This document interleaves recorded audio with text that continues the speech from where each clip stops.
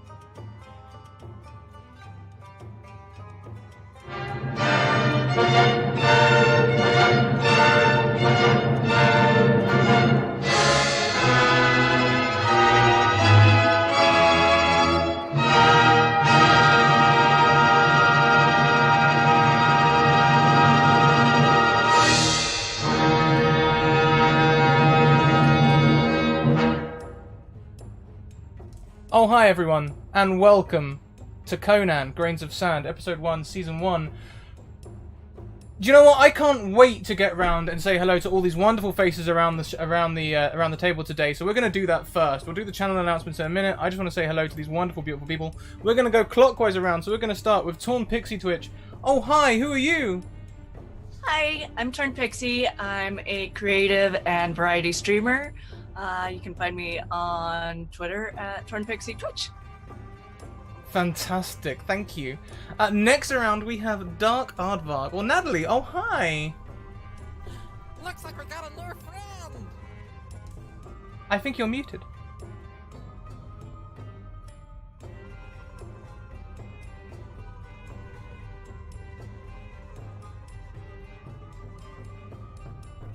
Still muted, I'm afraid. So, Natalie, we'll give you a second to sort that out. We'll come back to you. We'll come back round. So, we'll go to Chaotic Rogue, confusingly, also Natalie. Oh, hi.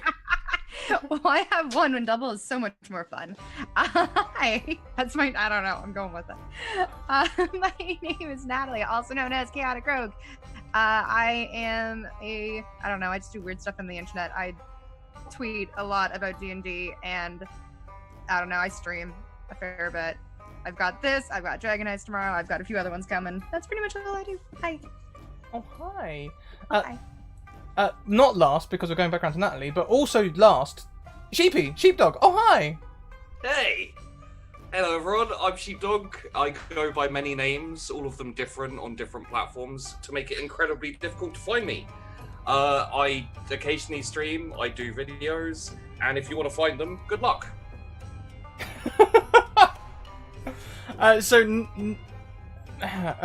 Okay. I'm gonna go with Rogue and Aardvark, I think, for the whole season. Is that cool with you guys? Because Natalie is gonna get so confusing. Let's go back to Dark Aardvark. No, it's still no sound. We had you a minute ago in the green room. Have you checked that you're still coming through the same sound device? You didn't maybe click it off or something? Thanks, Tater. Glad you enjoyed the intro. I'll tell you what, we'll come back again. I'll do the station announcements, because we've still got station announcements. It's almost like I planned this. It's not. I didn't plan this at all. I'm an agent of chaos. Social links. Here they are, you guys. Check out the Discord, the Twitter, and the YouTube. Discord, you can come and be part of our inclusive, safe community where you can do all sorts of wonderful things. Thank you so much, Kentucky Hawkeye, for those biddies. That is rerolls for Pixie and Chaotic Rogue. Thank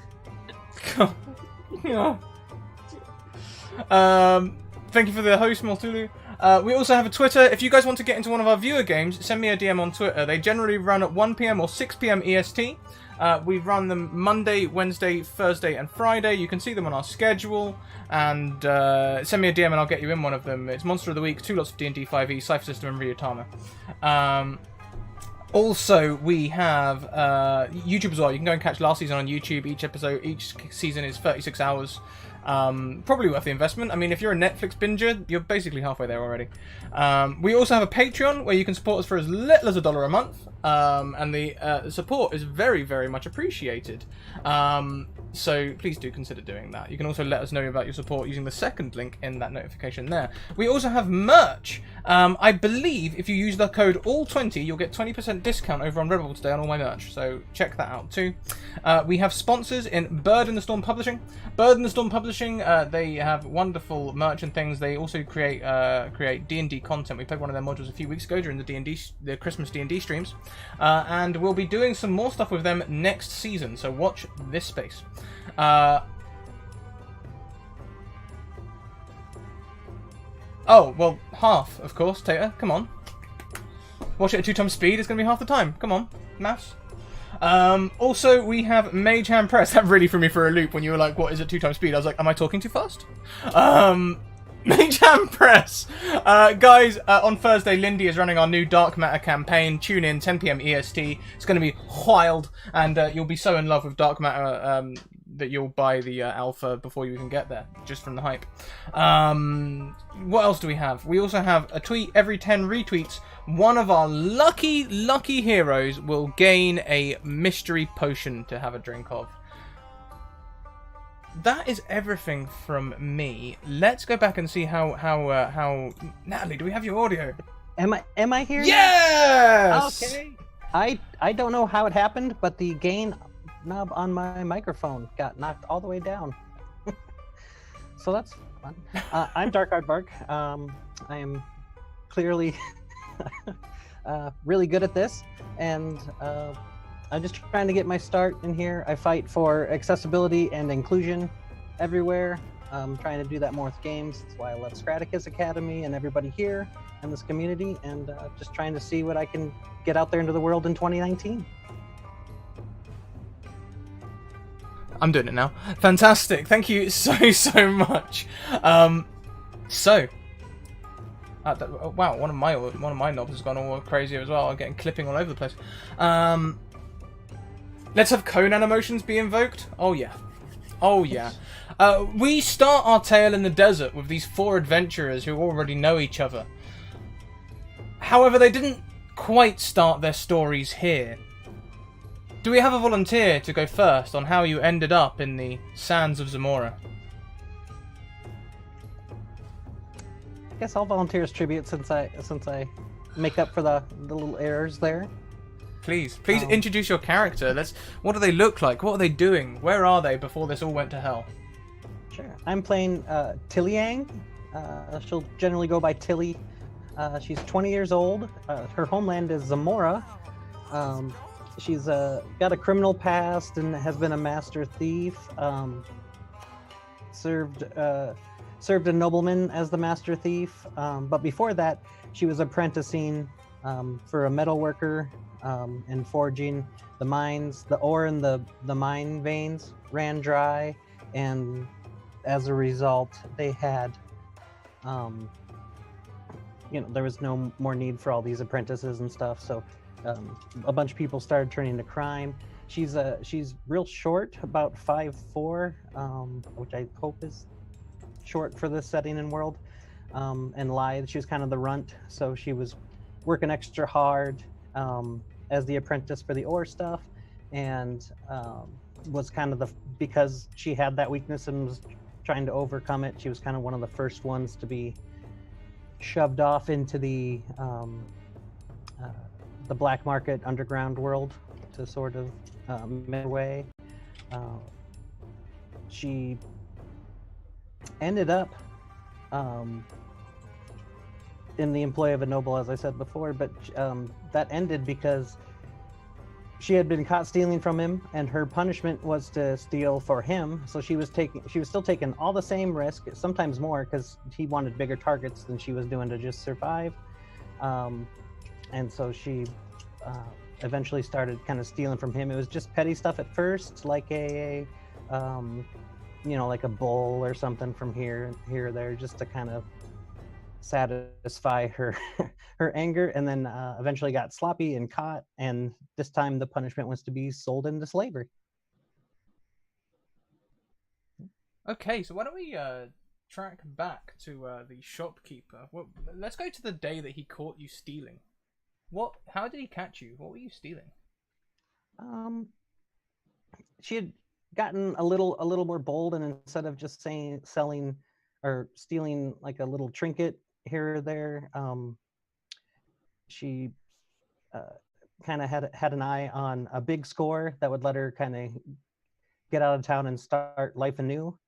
Mm-hmm. And was working with a partner who ended up selling her out, so they could get away. Who was his partner? Was this a close friend, or can you call him a close friend if it is there honor among thieves? Are there friends among thieves? Can you describe sometimes them? Who are they? Taller, bulkier kind of person. They were a good pairing because she was lithe and nimble and able to get into smaller spaces, and obviously they could provide some protection and that sort of stuff. Why don't we start in that morning then? Do you have a name for this person? I don't. I think I will call him Xantar. Xantar. It is the morning. You are at your leisure somewhere, perhaps, but of course Xantar knows where to find you. Xantar approaches and says, Tilliang, I have found it. I have found the item that will assuredly get both of our freedoms out of here. All we need to do is to get your nimble little fingers in there and slip it out whilst the guards are not looking. I will cause a distraction. Excellent. shall we go now? I'm anxious to get this done. Have you done the scouting? Yes, it'd be dangerous. It's worth it if we can get out of here and do as we wish and live free. It is worth it. Let's do it. You see, the item is a golden dragon. It is owned by the Lord. Well, I have successfully stolen from him before. I can do it again. Okay, so sneaking into his throne room should not be a difficult task. No, I'm expected in there at times. It won't be weird if I am there. Please take your seats. Are you expected in there today? I am not, but I have a good excuse at ready. I happen to know that on this day he will be going to take a bath. But you leave the throne room empty. I do not need my excuse then. Do you know when his bath will be? Usually around the middle of the day. He likes to go and cool off. Ah, yes. Well, Have you stolen from him before? I have nothing he would notice missing before, like this gold dragon, but There is no chance that you would have been caught. no. I'm too good. It's been at this Yes. too long. Yes, you are. Okay. You will go into the throne room. I will get some horses ready. They will be waiting outside. If not horses, at least ponies. Something. Excellent. I will distract the guards. You can lift the golden dragon, and we'll be across the sands in no time. Let's do this. Down with the Acolonians, huh? Down with the Acolonians. Yes. Freedom and life our way is Okay. one deed behind, or one deed away. I will see you at midday. Midday, my friend. I will fetch some horses. Good luck. Have a good morning. Pack your things. And to you. Yes. See you soon.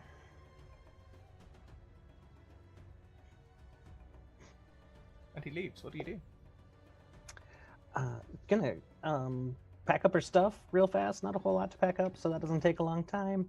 And kind of just sit there, maybe absently. If she doesn't have any tasks to do, she would just kind of idly doodle in the dirt, like the layout of the noble's mansion and manor, just to kind of make sure, just running through the plan.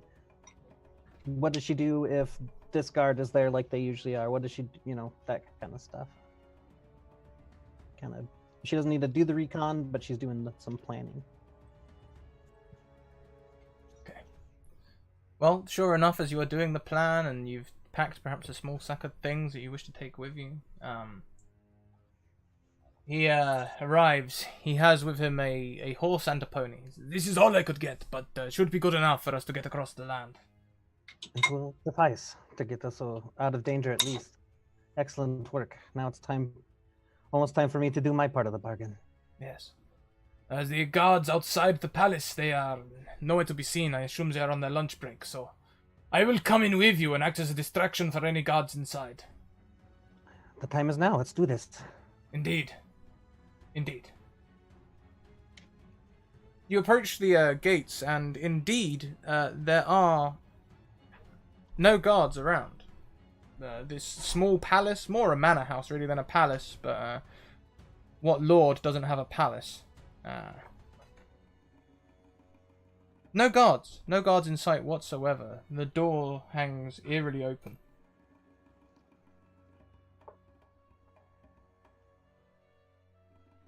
She bites back some hesitation. She little voice in her head buzzing that something's off, but it just needs to push just a little bit longer through the sphere, and she'll be free. And so she just goes through it, ignoring the little voice in her head that's nagging at her. As you get inside, you can see one guard standing in the throne room. And he says, "Okay, you hide in the shadows. I'll distract him." Yes. Amir! Amir! Come quickly, there's been an accident outside! This guard rushes over and says, an accident? Yes, quickly, come outside, come!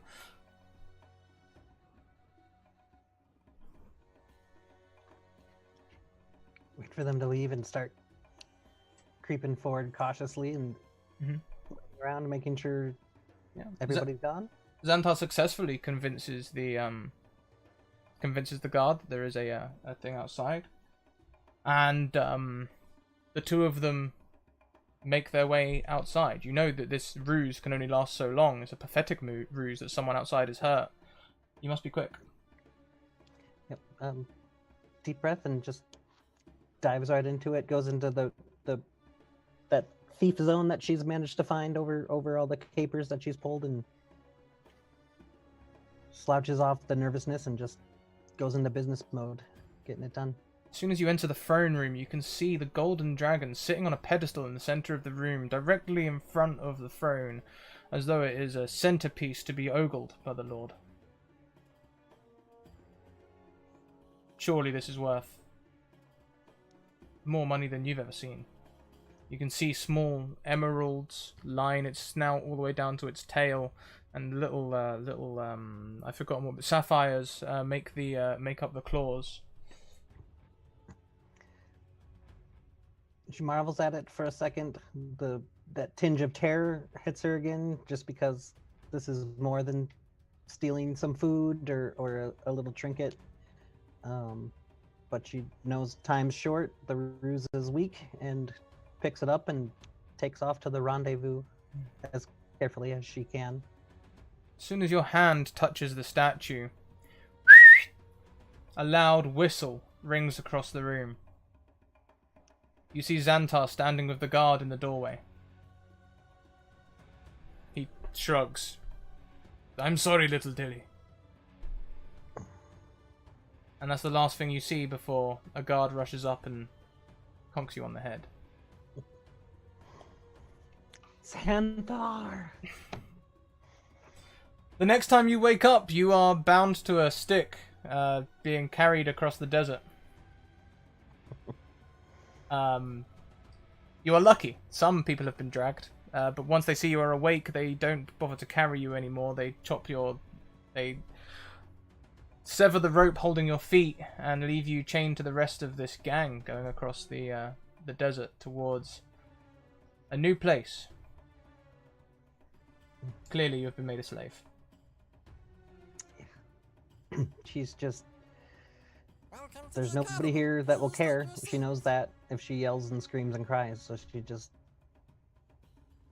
grits, clenches her jaw and just trudges along sadly. Of course. Who would like to go next? Also, thank you very much, donators. Kentucky Hawkeye for giving the re-rolls to Mimir and Alandra, and also Michael Wayne for giving a re-roll to me. Thank you so much, you guys. I'll go next. At any time, because I know Dark Arbuck didn't make any rolls there. If at any time you want to make a check, if you want to do something, you're not sure how to do it, just let me know, and we will find a mechanic that will let you do it. So, what is Alandra's story? So, Elandra, she was born into... She was told when she was growing up that there was a prophecy about her having some great power. Elandra hates this prophecy and has been running from it for as long as she can. She, from a young age, left home because her family was always like, oh, there's a prophecy about you. You have big things, big shoes to fill. You're going to be doing great things. And she said, no, I am not dealing with any of this. I am running away. So she has been more or less sailing away from her responsibilities for as long as she can remember. She is blonde, fair, young. She's probably early 20s. She stopped paying attention to the age to her years at some point. But the thing is, she has a knack for things. She kind of has an ability to sense if there's something supernatural or magical happening. She's learned that this has helped her with traps, with navigation, with a lot of strange things typically.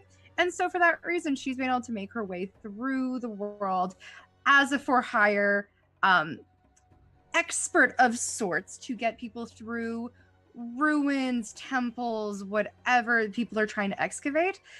So she's sailed around. She knows her way around a ship fairly well. She's okay with navigation and is pretty good on a boat. And so she's just sailed as much as she can for the last however many years since running away from home, effectively. Some people run away from home to join the circus. She ran away from home to become a pirate. And so the other thing is, so while it's rumored, like her reputation is basically that of she has some weird, there's some weird vibes about her. She's really good at what she does, but nobody understands why. She feels like she's cursed because nobody actually really believes her when she tells them that, hey, I kind of have some magic in my back pocket. So it's kind of the curse of Cassandra of nobody ever believes her. Okay. And so that's kind of her. And then so as what happened to her, she got hired for a job. She was on a ship headed toward some strange isle that had recently been discovered. There was a temple. There's always a temple. And so she was hired because they figured it would probably be trapped. It might be haunted. Who the hell knows? And so she was hired to do what she does best, which is come along, get them there, get them through the temple, and then she'll get paid. She's also just she's a workaholic. That's all she really wants to do is just work at this point. Work and sail. So what had happened was apparently these people that she had signed on with had made some enemies along the way, and before they could even reach the island, they were hit. There were another ship came up, boarded, fought. Alondra decided, I am having none of this. I am just paid to be here. Hid out till the battle was over and said, fine, are you going to pay me to do something for you? They said no and decided to take her and make her a slave along with anybody else who survived the battle. Okay. First things first, Natalie, your mic's spiking now again. Can you just make sure the Zoom... First things first, always check that Zoom isn't automatically adjusting. That's usually the culprit. Audio settings. What are you doing? So, how exactly did you get caught? What were the details of you becoming in this situation? This thing went down badly. You ended up fighting. Was it the Aquilonians? Did they just straight up capture you? What happened? Oh, so the Aquilonians, when we saw their ship approach, and the rest of the ship prepared for battle. Alondra said, Alondra's good out here. She's just she hung out basically in effectively the brig of the ship and hung out there because she's not a fighter. She is not a fighter. She is not about to get involved in something that is definitely not her business. She's not fighting for this crew. And so she could hear all of the battle kind of going on up above. The one downside is realizing as she's down there, oh God, my employer's up there. If he dies, I'm not getting paid. Going to need a new gig. And once she could hear the battle up top on deck settle. And eventually they started to search the rest of the ship for anybody who was hiding. She wasn't hiding. She was just sitting in the brig, hanging out, probably picking at her fingernails with her dagger, and was along the lines, oh, right, you need me? Are you done? Is the battle over? I don't want anything to do with this. The people who enter the ship are all wearing, sort of desert armor, thin chainmail, light armor that's not going to get too hot. Usually on leather to stop the hot metal touching skin. But one walks in and he's wearing plumes. He's wearing shinier armor. He looks somewhat decorated. You can see the slight perspiration on his skin where his uniform's clearly a little bit warmer, and he suffers for his privilege. He walks in and sort of looks you up and down. You mean you are not crew? No, I'm hired. I'm here to help them get through the temple, which we are clearly not getting to anymore. You lot need a navigator or somebody who can help you get through ruins, temples, traps, etc.?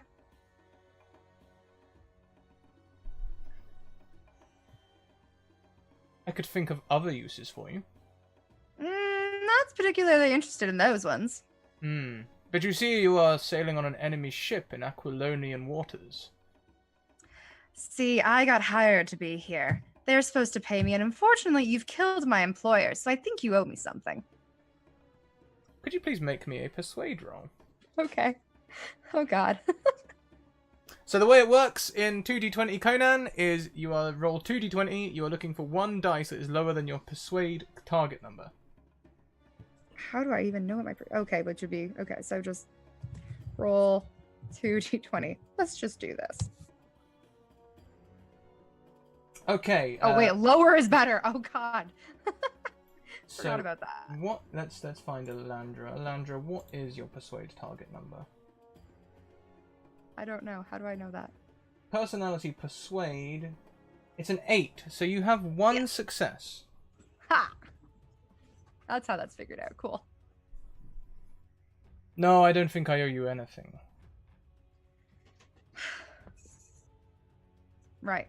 Well, you gonna let me go? But no, I'm not going to let you go. You're on an enemy ship. Don't be silly. But I think you can certainly make yourself useful on my ship. The swabbing the decks, looking after the men. That sounds awful. Gonna have to do a hard pass. Well, it's that, or we put you in with the survivors. Don't suppose they'd be too pleased to find out that you'd been hiding whilst all the battle was raging on, hired or not. Oh, they don't care. They'll be fine regardless. Huh. Yeah, I'm not too much a fan of... And where are the survivors heading? Where are you taking them? What's Zamora. happening to them? Oh. Well, that's also awful. Don't know if you've heard about our expansion out there, but they're doing wonderful work, all those little people with the big stones and the rolling logs. Yeah. I'm sure it's absolutely fantastic. Right. How about neither? Is neither an option? No. Yeah, no, I'm not liking either of those, though. I mean, there is a third option, men. Uh-huh. And they all slowly draw their swords. Yeah, that's the least favorite. Right. Oh, this is just my luck. Never taking a contract for these guys again. I mean, I suppose I won't in the future, because they're all dead. Or most of them. Right. So, I guess I'm going to Zamora. Let's do that instead. See how long till you people get sick of me there. You're missing out, you know. Really? Few years I've on seen my your ship. crew. Few years on my ship, you could become part of the Aquilonian army. I've seen your crew. They're not much to look at. Throw her in the throw her down below, boys. And you are roughly manhandled and thrown to the decks below. Yeah, I know how these ships work. I know how it is with women on ships. It's not. No. I am not. Below, the men side-eye you. Not just men, there's a few women and other types down there. But they all side-eye you, sort of, some questioningly, some scowling. Mm-hmm. Right. Hi. You know as well as any other that they won't do anything, not while they're under control of another ship. She makes, like, idle conversation, knowing that no one's going to respond to her, but just keeps talking to them anyways. Yeah, no. Great time. I hear we're going to Zamora. It's going to be wonderful, right? We've always wanted to go visit there this time of year. I've heard it's splendid. As you say that, one of the youngest boys just begins to cry. Oh. Yeah, you are not going to do well there, sir. All right, kid. This is going to be one hell of a trip, isn't it? I hope he doesn't keep crying the entire way. She just... Have you ever been on a plane journey where, like, the kid just doesn't stop crying? That's Yeah, what this boat journey is like. You can try and make polite conversation or impolite conversation, Oh, but it's it's a like polite this conversation. this kid just cries the whole Zero tact. way until Wonderful. you finally arrive. Where do you arrive? Where is the nearest port? You arrive back in Argos. You're transferred to a smaller ship and taken up the river Shem before you're taken north through Coraja towards Zamora. It's kind of a risky traverse, actually. The Aquilonians don't wear their armor. They have opted for stealth and speed rather than safety and a slower journey. But with a reasonable lack of incident, one small raiding party that the Aquilonian soldiers quickly dispatched, you find yourself heading towards the eastern border of Zamora, bordering with Coran. Along the way, I've been probably trying to watch to see if there's been any opportunity to try to escape.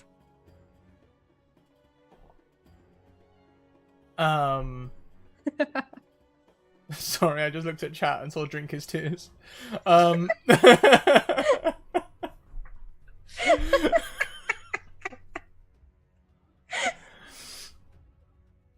Let's say there was. Well, during that bandit attack, there almost certainly would have been an opportunity. Yeah, so that's just it. So I probably would have tried to find some way to sneak out.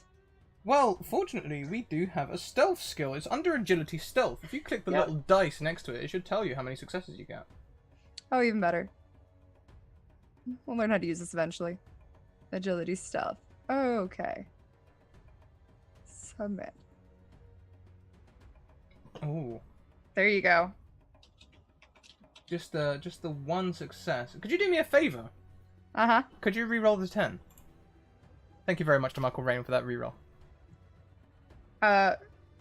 Just roll a d20. Yeah. Damn. Oh, yeah. And your skill is literally 10, right? Yeah. Well, I've got expertise and focus in that. I don't know if that... Yeah, so your agility is 9 with the extra 1 on stealth. Yeah. That becomes a failure. Thank you very much, Michael Wayne.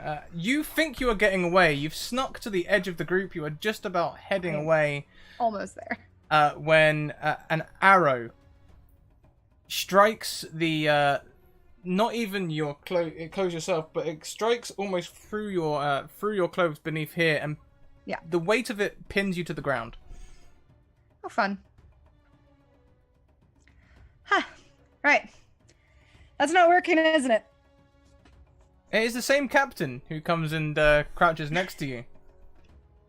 Hi. What's the captain's name? I've probably learned it by this point. Boris. His name is Boris. Trying to fly away, little bird. Well, you know, I was bored. There's always so much to do down there. Takes your cheek and gives it a little... Don't you worry, you won't be bored when we get to Zamora. Oh, no. I'm certain I won't be. Don't worry, they'll have a fun time with me trying to do the same damn thing constantly. It'll be good. I'll keep them on their toes for you. You know, they come down a lot harder on the escapees than I do in transit. I've heard it's a finger for each attempt. Oh, fun. Well, I got 10. When you run out of fingers, they start going up in the world. I'm sure I'll succeed by that point. I shall miss our little conversations, Elandra. You know what? Me as well, Morris. This has been fun. It's a shame your crew's so damn ugly. He sort of tuts and just, takes hold of your chain and drags you back into the gang. That's fair. But other than that, doesn't broach conversation any further. That's good. You find yourself heading towards Zamora. As you come over the hills, you can see this large structure against the mountains where there's lots of scaffolding and people are toiling away. But that is the point where we go to our next player.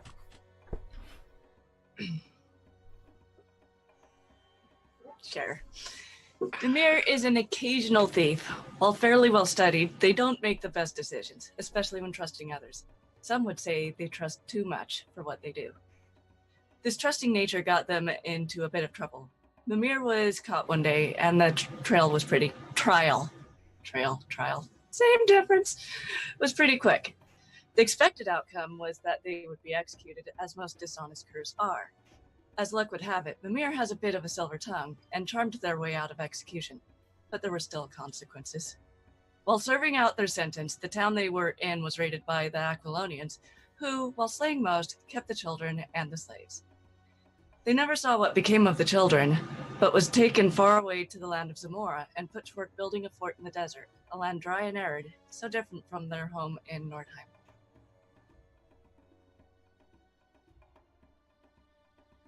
So here we are in Nordheim. Again, your volume is doing exactly what Natalie's is doing as well. It's going up and down. Maybe just check Zoom volume. That's usually the culprit. Okay. Typically, in pre-production, everyone was totally fine. I promise, viewers. I promise. Where do I check this? Next to the mute button, you'll find the little arrow, audio settings, and just check that automatic volume adjust is unticked.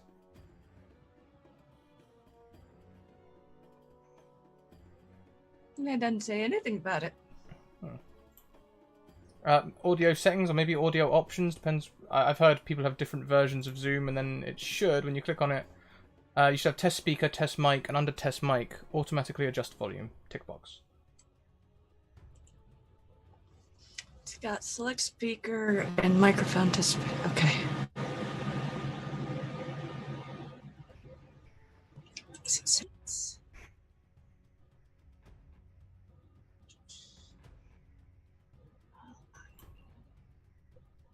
Yeah, it's like right at the bottom, audio settings. Yeah, I'm looking. Anywho. Test. Seems good at the minute. I'll let you know if you spike again. Okay. So, let's go to the raid. What happened on the day of the raid when the Aquilonians invaded Nordheim? Oh boy. It was bloody. That's for damn sure. Came with a full army. I mean, Nordheim's not small by any means. And a lot of heroes fell. A lot of curs fell. I just got lucky. Did you lose any friends, family that day? I'm not sure. I hadn't seen them in a while. This whole thing with, being a slave and stuff. Yeah. However, they rode in and it was, as you say, bloody, but mostly quick. The heroes didn't put up as much of a fight as it was rumored they would. The Aquilonians charged through with a power unseen in Nordheim before, using battle tactics and things that, unfortunately, the barbarian heroes of Nordheim just couldn't. Well, do you know which village exactly you were from in Nordheim?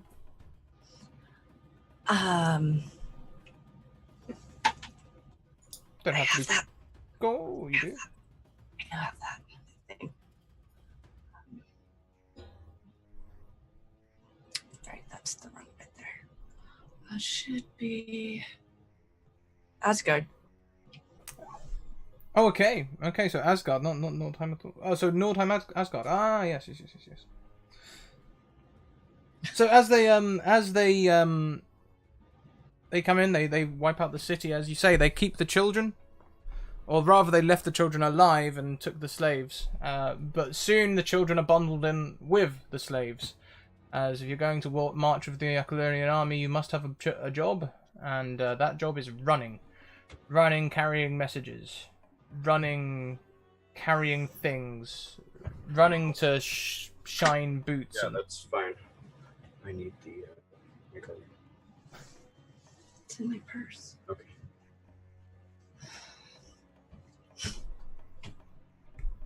Oh, hi. Hi. So I need a lock. So, the children are put to work running for the army, and they mostly do it through either shock or fear. They come out. However, the older slaves, they are treated with less trust. You are kept in a cage and wagoned across the desert. Oh, fun.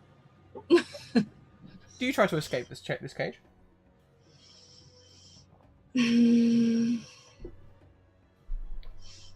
No, because here I can at least keep an eye on the kids as long as we're still within the same group. So no. Also, we have hit 4 followers, which means one of us gets a potion. And since we are on you at this very moment, Pixie, I think that so long as you don't mind, I'm going to give that potion to you. Could you please roll me a D100?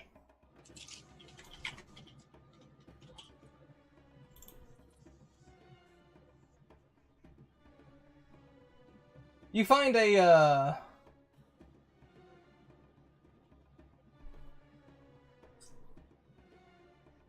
a bottle sitting in the bottom corner of the cart, actually under part of the wagon bed. There's a wooden plank that lifts, revealing this small bottle.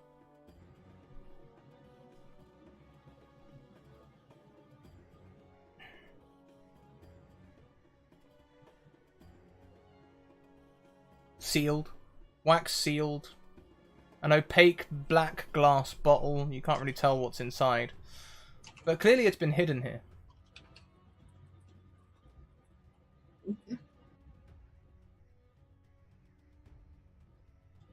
I'm gonna try and stealthily hide that on my person. I'll figure out what it is later. Okay.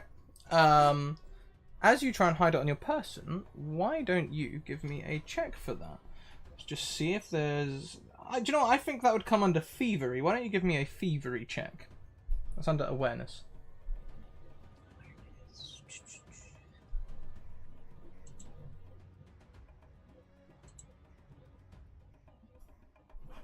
Yeah, on one success, that is enough to secrete this object about your person somewhere. The average person should not be able to see it. Okay. The days roll on, and it gets hotter and hotter the more days you travel.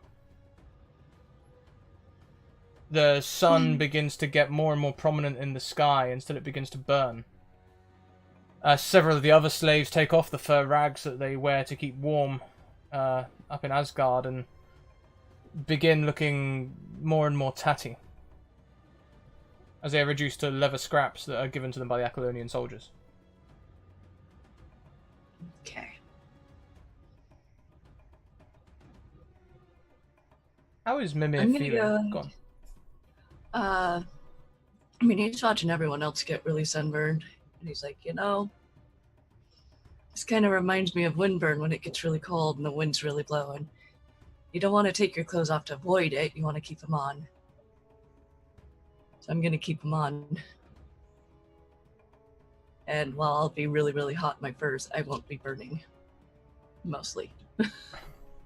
Mostly. So you keep your furs on. Could you please roll me a brawn resistance to resist the heat?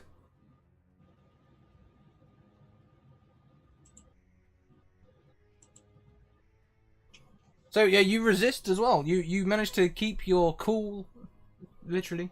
As the sun tries to burn you, you refuse to take off your furs. You refuse to burn in the sun like your friends. And you soon see some of their skin welt up in boils and flakes of skin and dirt where the filth is getting into the broken skin and just making a mess of things. And then the sand comes. Soon the cart rolls into the desert, and the wind starts bringing with it desert sands that whip across the bodies of your compadres. Literally ripping the skin, the broken skin, from their bodies.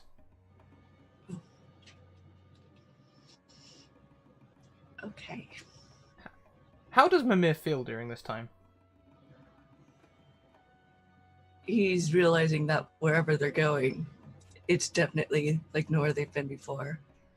He's going to advise people, if they haven't ate their clothing yet, to go ahead and put what little they have left on. The feel of the caravan is despair. People don't heed your advice either because they can't hear you anymore or because they can't raise a finger to help themselves.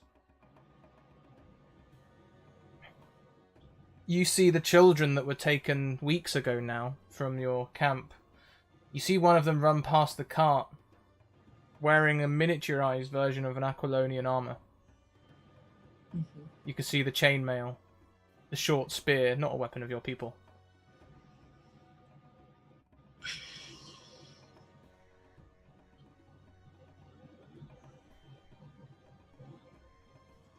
Child, what is that you wear? I'm not supposed to talk to slaves.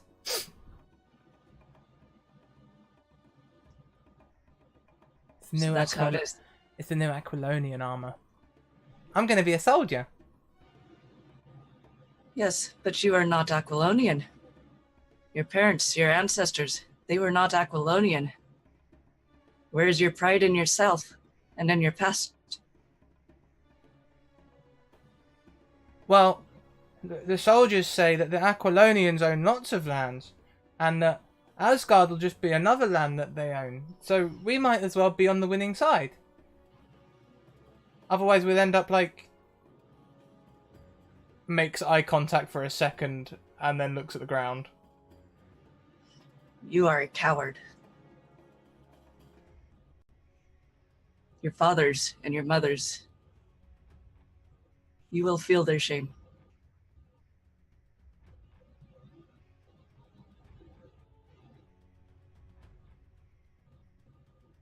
Okay. And the child sort of skips away from the cart, clearly uncaring.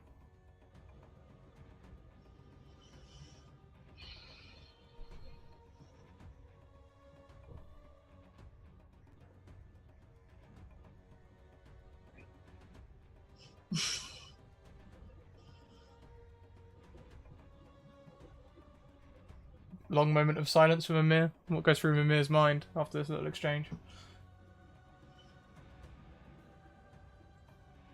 Just wondering what could be going on to change a child's mind to even consider siding with the winning side, so to speak, to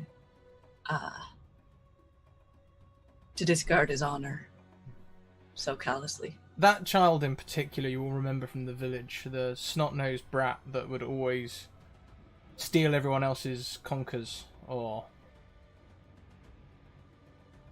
cheat at any game. Probably not a surprise then.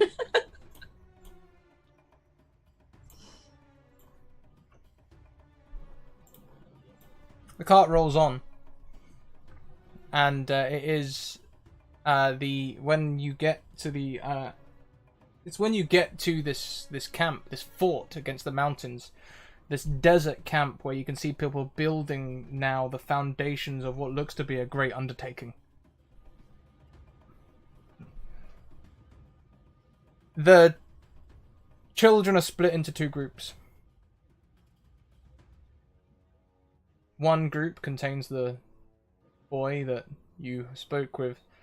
The other contains some others. Most of them slightly older, truth be told. Those that are not wearing Aquilonian armor. Those that stand tall, and one of the older ones even spits when an Aquilonian soldier passes. These children are clapped in chains. And the other group wearing the Aquilonian armor use their spears to push them towards the slave encampment.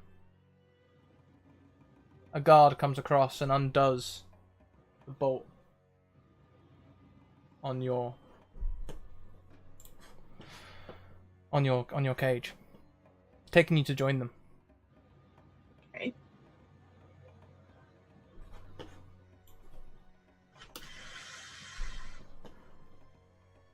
I'm gonna bide my time while everyone else leaves. And then, as I pass by the guard, I'm gonna take a swing. Please make me a melee check. I don't know how to do that. So it's under agility. It is the second skill down. Agility melee. There's a little dice on the right. Okay.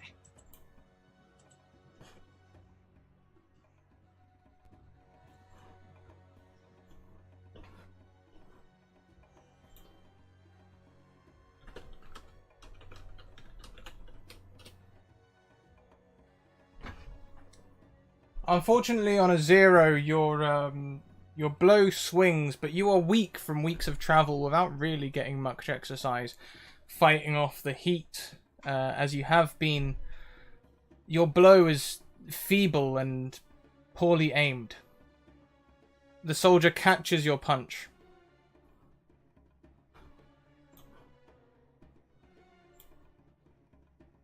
And twists your arm behind your back.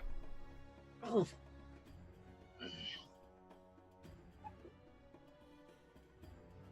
He doesn't say anything. He just starts pushing you. As though you were cattle. Not even worth speaking to. Looks like we got a new friend. Thank you very much, Mini Terrain Domain, for that raid. Welcome in, everyone. Conan, we're being pretty brutal.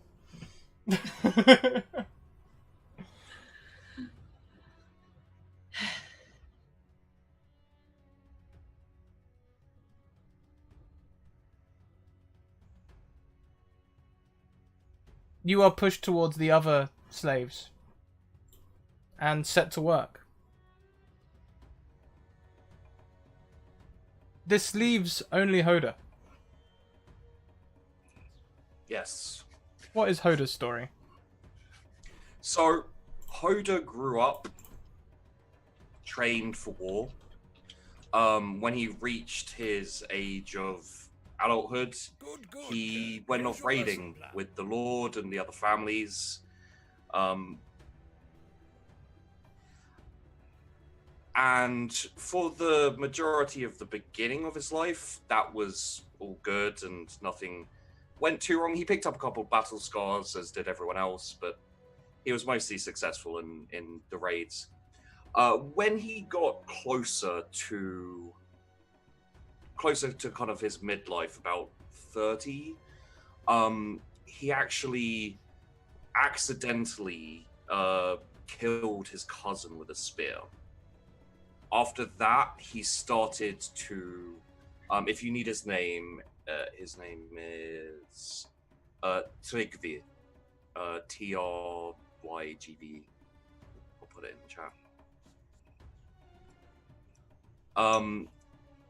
After that, he started to lose his lust of battle, his interest in raiding, which came to a head around about the age of 35, where him and all of his raiding party was ambushed and massacred, which resulted in him taking a sword, an axe, to the face, which took away his eyesight.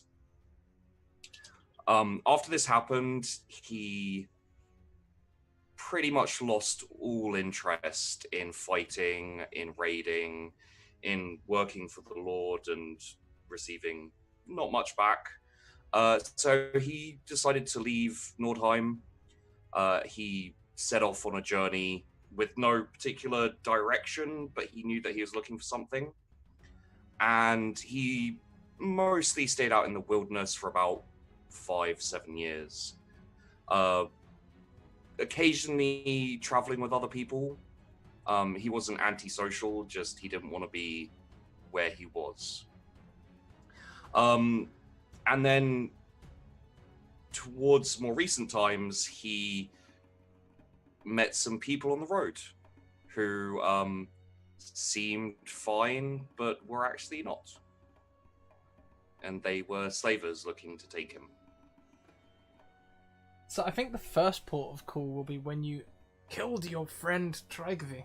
Or Trygvi. How did it happen? What were you doing? Well, it was during a raid. We were raiding a nearby town for supplies, food, gold. And he saw one of the town guards on horseback and tried to throw a spear at him, and Trigvi stepped in the way of it, and it went straight for his head. Instantly dead. Oh yeah, I can just imagine as the weight of the spear caught him and his body weight flies forward into the sand, bleeding on the dirt. The person, they were riding away, you say, or riding towards? Riding away. Away. It was kind of like a sentry to go and rouse the guard. What does Hoda do? Your friend's dead, clearly. But they're So also going to raise the guard. Yeah, everyone else is, raising their battle cries and starting to charge. Hoda just stops and stares, and his axe falls from his hand, and he drops to his knees, and everyone rushes past him shouting and screaming, and the clashing of metal starts and shouts and everything, and he just kneels there.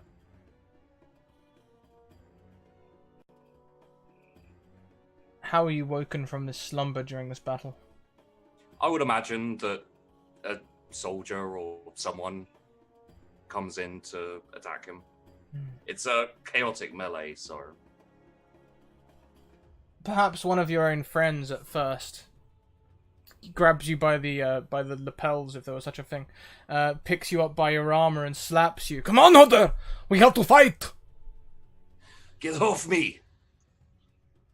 Leave me alone! Ah, you are lost! And just lets go of you. And I slump back again. It's the same person that fights next to you. You're sort of semi-aware of him, perhaps, as he tries to defend as a soldier cleaves through him. You see a spear beat his shield, maybe. It just comes through his side. Probably splatters me as well. Yeah, he falls back onto your friend, the friend who tried to rouse you. And the soldier looks at you. Do you react? No, but my hand does grab the axe that's on the floor beside me. So this fighter has a spear in one hand and axe in the other. First, he lunges towards you with his spear. I don't know what actions I can do to this, but basically I'd like to explode into combat from being completely still. You can parry. Yes, I would like to parry, please. Okay. In coordination. Yes. Oh, 2 successes. You knock his spear arm wide. Can I... Do we have our talents now, would you say? Why the hell not? Sure. Can I riposte? Yes. So I'd like to knock his spear to the side and then just straight down, intention of axe being buried in the chest. Yeah, please roll me that attack roll. Melee. That is... Ooh, as you attack down, his armor, it just sort of catches a chain and just sort of slides down as he turns. In turn, he attacks you with his axe. Over here, he also misses. Oh, I was gonna say, wasn't that like my... Oh, reaction? yes, that was your reaction. So you would, in fact, get an attack back. Why don't we redact that and you go and have your own attack? Okay. I guess if I missed, I'd be kind of like down forward. I guess it went like just in front of him. So I'd like twist the axe and bring it up, trying to catch him under the jaw. Mm-hmm.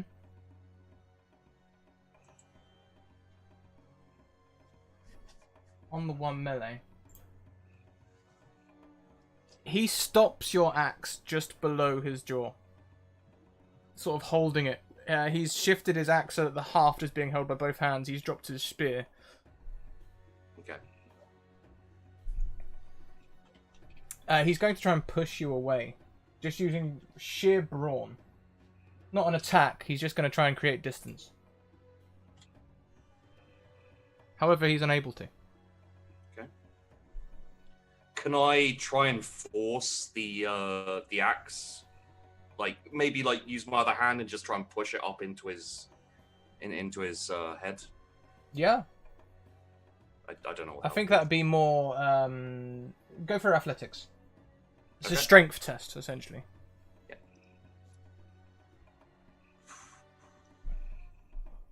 Unfortunately, Rolling really badly. the it just stays still as you manage to maintain the pressure, but not get an attack on him. He attacks you. This time he has 1 success. You will need a parry of 1 success if you wish to try and parry this blow. Yes, please. As he sort of pushes the blade down sharply and tries to swing both-handed.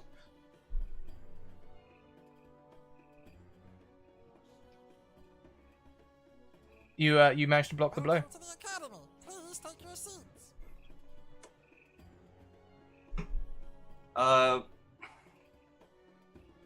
Trying to think of something I can do to get at him better. You're the only person who hasn't been gifted any rerolls. It's fine. I still have sight for now, so. So yeah, I'd like to. Yeah, let's riposte again. Yeah. So that's another doom for you. Thank you. And we will. I think I'd like to like get my axe back and then go for an overarm head shot, basically. Mm-hmm. Getting frustrated and just want to end this. No, screw it. Let's roll more 19s and 20s. Why not? So another blow that he doesn't Did you even. get another melee? Yes, he just ducks this attack, trying to regain his posture. It is your turn again. Okay. Not sure what's going on. I'm a strong warrior. I'm actually gonna take the axe in both hands and just sideswipe like a baseball bat, and yell in frustration that this is going so badly. That's still rolling a 20s, sure. I think I've rolled like 6 20s. He catches the blade, knocking you off balance, and attacks back. His attack's good. Okay. Parry? You can. You may make an unlimited amount of parries. I looked at this. You have unlimited reactions. I double checked because it seems alien in D&D, but every time someone attacks you, you may make an action to try and block it. Okay. You parry. Wow. I'd really like to rage, but I'm not barbarian, so that's not gonna happen. Hashtag not a barbarian. Okay. So I parry. You get a reroll from Mad Rogue. Oh, thank you. Reroll for Sheepy. I think he'll need it. Yes. So I'm not going to riposte this time because I'm guessing you're keeping the doom from these. So far, I have 5. Okay. And I don't want to like be a detriment to everyone else. Oh, don't worry. I'll use them by the end of this story. Okay. Let's riposte then. Let's do this. I am in this now. My friend is dead. Someone killed him. Who remembers who? It's not important. Yeah.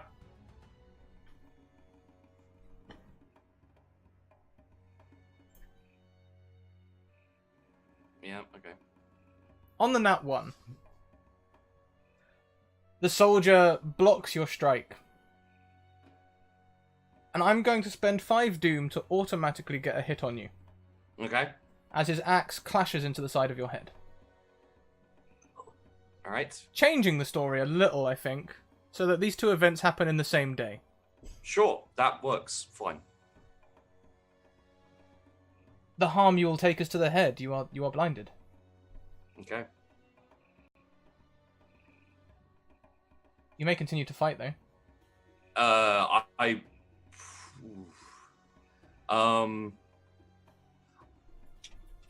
think he's just going down at this point. The mix of killing his cousin slash friend slash shield brother, along with just taking, like, he was in a bit of a rage, and he was desperately trying to take his anger out on someone, failed, and then took an axe to the face. So he's going down and he's losing consciousness. So you Who go knows what happened? from seeing red to literally seeing red to not seeing much at all. Looks like Time seems to pass like a glacier moving along the snow. It seems like forever waiting for this person to finish you. And when finally the contact comes, it is not a blade that touches your side, but instead a hand. Come, friend, we have defeated them. Let's doctor you up.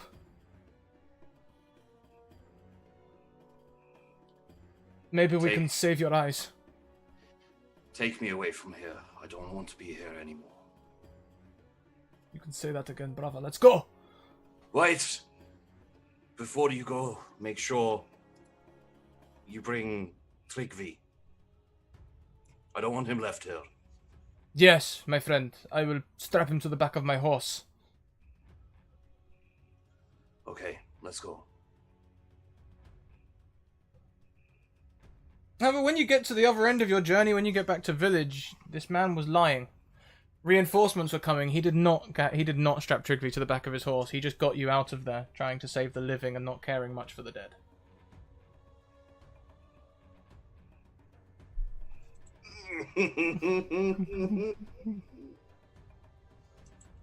Do I know who it was?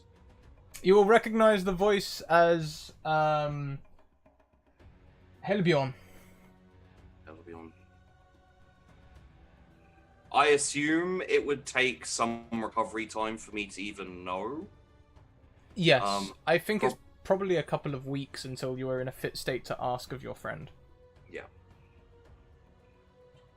Once that happens, am I in a state to be angry and maybe throw some fists? Yeah, why not? Okay. Wherever I am, when I find out, I'm going to fuck up that entire room. I'm going to throw chairs. I'm going to... Do I have a weapon near me? Like, anything that I can use? Yeah, pretty much anything you can get your hands on. I will get my hands on anything that it could be used as a weapon, and I will trash this room. And I'm going to probably do that pretty badly because I can't see. And yeah, I'm going to throw a fit. A warrior is still a warrior, even if you take his eyesight away. You maybe had trained sometimes in knowing how to work out where people are, especially when fighting in the dark, and fighting blind is similar.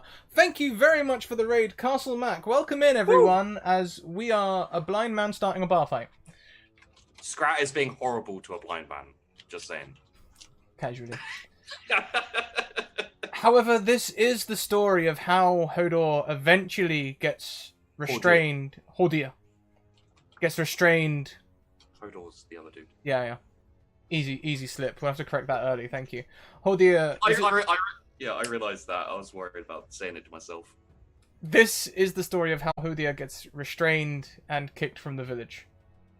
Or rather, the group decide that the village is no longer safe and decide to become a wandering tribe of nomads. But they decide that Hodir is not welcome. Hodor leaves as well. He takes he takes his pack horse, which he has, which is named Sleipnir, which means Slippy or the Slipper. Of course. It up. And just a kind of staff. I imagine he still has a couple of friends in the village. Yeah, there's a couple of people who will take pity on you. So he gets a staff of one of them and heads in the exact opposite direction of them. Probably I don't think immediately he'd decide to head south, kind of out of Nordheim, but after a little while by himself, he's gonna start thinking. But yeah, as he leaves, he's like, I curse all of you. You shall never settle again. And then he swears a lot and storms off with his horse. And in the weeks that follow, I guess you learn to hunt blind. You learn to fight blind as raiders try to take advantage of you. And you learn many skills which, mechanically for the campaign, mean you are not hindered by being blind.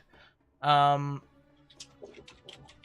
also, you learn the friendship of the road. The allies that you make and break without really ever truly knowing them. And as you said, it's one of these groups that eventually takes you in. There's a... Hello there, dear chap. What are you doing on the road alone? I'm just wandering. I have no real direction. I just need to leave the north. Leave the north, you say? Well, by Joe, I've got an opportunity for you. And Hodor looks at the direction the voice is coming from, and opens his eyes, because he's found that is very unsettling for people, because there's nothing in there anymore. What do you have for me?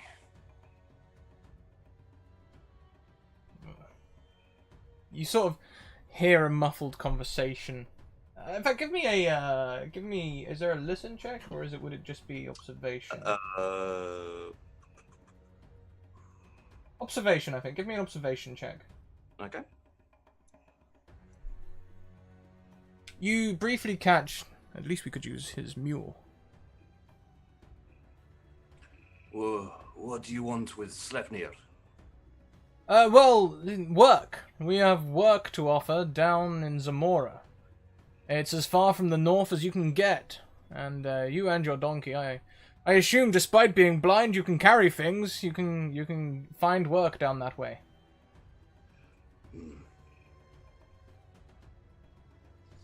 Let me have a word with my god. I'm gonna get down on my knees and pray for a moment. Who do you pray to? I pray to someone who came to me a few weeks after I set out, and I have a vague feeling. All I know him as is the father of all.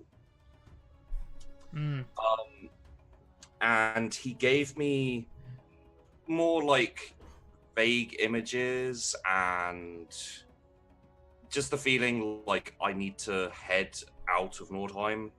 Like, Hodder's mind is a little bit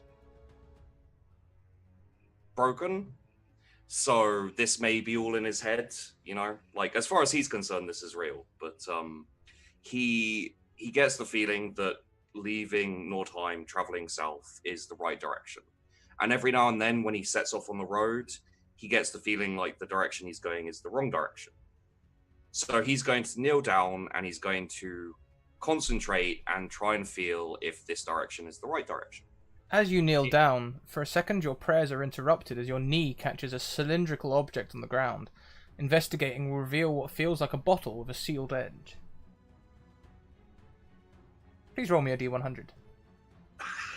Okay.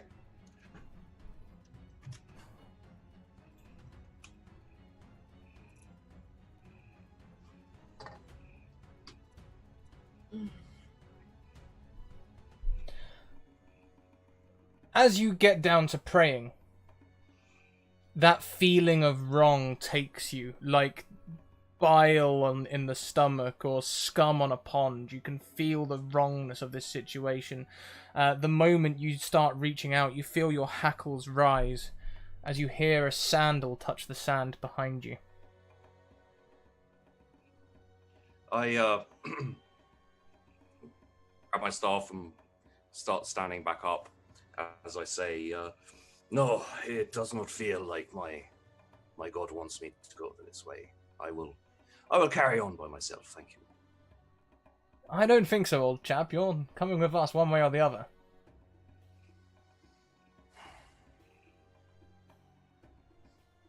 I would prefer not to fight if this can be avoided. Would you like supplies or food? Anything along those lines I can spare for you? I don't think fighting's going to be a problem, but yes, those would be nice too, as you hear 5 swords draw.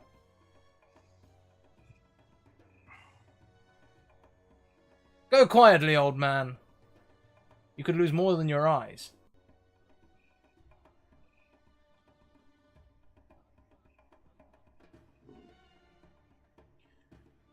I do not feel like my God would like me to go with you, so we will see how this turns out this way, and I would like to take a defensive stance with my staff. Rather than going into roles, why don't we... I'll let you narratively describe how this goes down, because of course, we know how this ends. Yeah.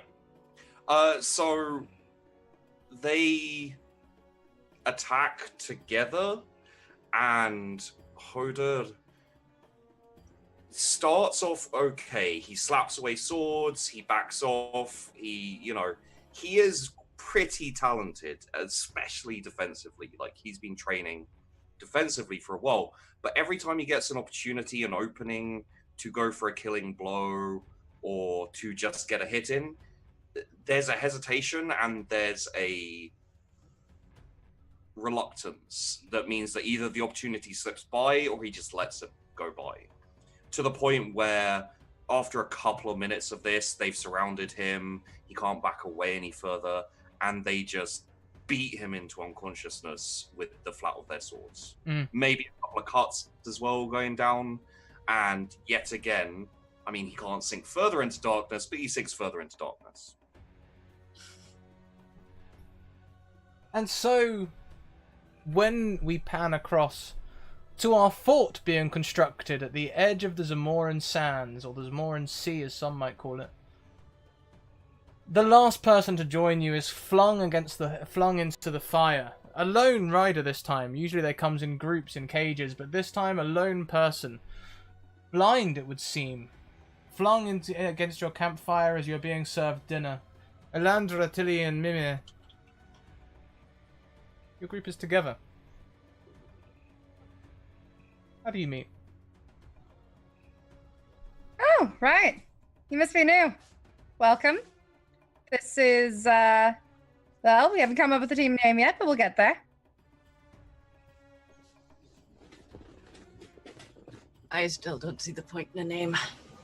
Neither do I, but sometimes morale. Or something to yell.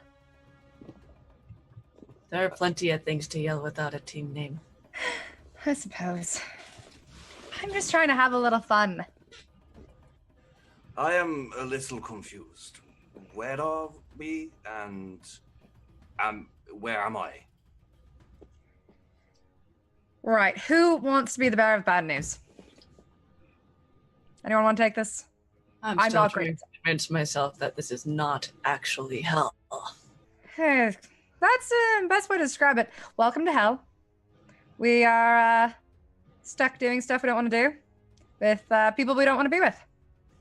It's a lovely vacation spot that I would never recommend anybody. So, what's your name? My name is Hodir. Right. I'm Elandra.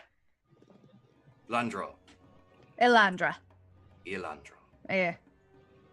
It doesn't sound like you're from Nordheim. I'm not from anywhere, really. I've been traveling a lot. Okay. You get used to it. How about the others? I am Mimir. You're the Mir? Mimir. Mimir. You sound like you're from Nordheim. I am indeed. Good. I am Tillying. Tillying.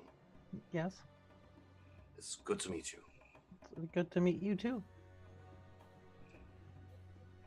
So what are we doing here? What is the point? We are building this fortress for them. Which fortress?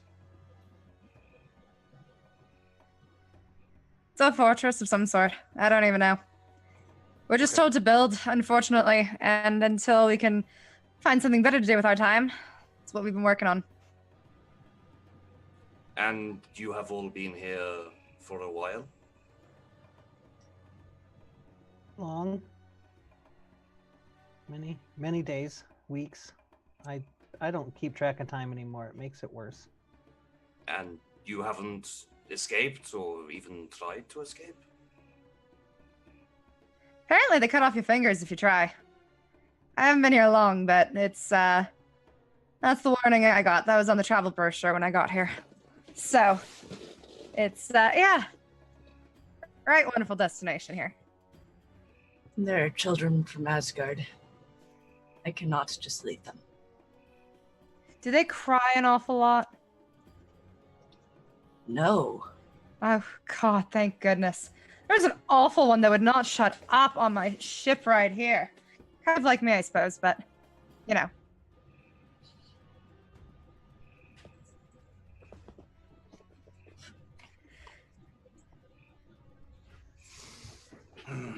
All right, so you have no idea how you got here then? Ah, yes, I know how I got here. Oh, okay, good. I got the shit beaten out of me by men on the road. I mean, I was going to say you weren't looking too great, but I didn't want to be rude. Thank you, I can't tell, so... That's fair. That's fair. Right. Huh. Well, welcome. Make yourself as home as you can. It's a little tough. Do you have any food or drink? This is shortly after rations were dished out. Each of you has a bowl of slop, but oh dear, is too late. And you know from other people that have arrived, if they arrive too late for dinner, they don't get any. Tilling takes a couple quick bites, or like shoves some food in her mouth real fast, and then brings her bowl over. Can I tell that this is someone else's food being given to me? It depends if you want to know, and it depends if Tilly wants to keep it from you. Yes. You want I to would know. like to know. Tilly, are you trying to hide the fact that this is your food? Absolutely not. No. Do I know? Oh yeah, you know. I mean, if you both want this to work a certain way, why would we Okay. roll? I'll say. I'm sorry. I've had some, because I'm hungry too. But I've seen enough, and you won't get food tonight, so you can have some of mine. No. I ate at some point. It is fine. Don't give away your food. You Okay. need to keep your strength. Thank you. Thank you for the offer, though. You're welcome. Very kind. I'm sure we can all give a bit, and we would all have plenty between the three of us. And Oh, yeah. we're here.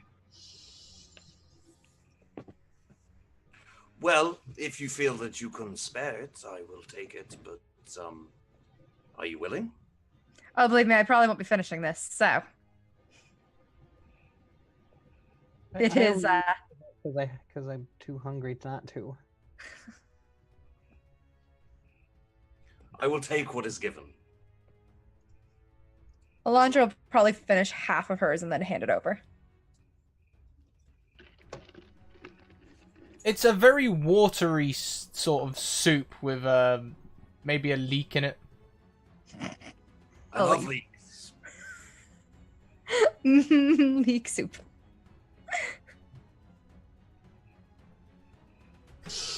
And thus passes the first meal together. How long is it before all of you make an escape attempt? Oh, not long. Hodir is coming in ready to leave, so... Yeah, He's Alondra already- picks up on that. Yeah, he's already been told that he's not supposed to be here, so he wants to leave. Well, as you, so the three of you have already been here, if only for a short time. What preparations have you been making? Tilling is just she'll keep an eye out as much as she can on sussing out if there's any sort of rhyme or reason to guard shifts and routes and that sort of like. Is there regular patrol here and there, like that sort of stuff? Kind of her wheelhouse. And you've been here the longest, so you would also have noted that in the last couple of weeks the guards have reduced in number.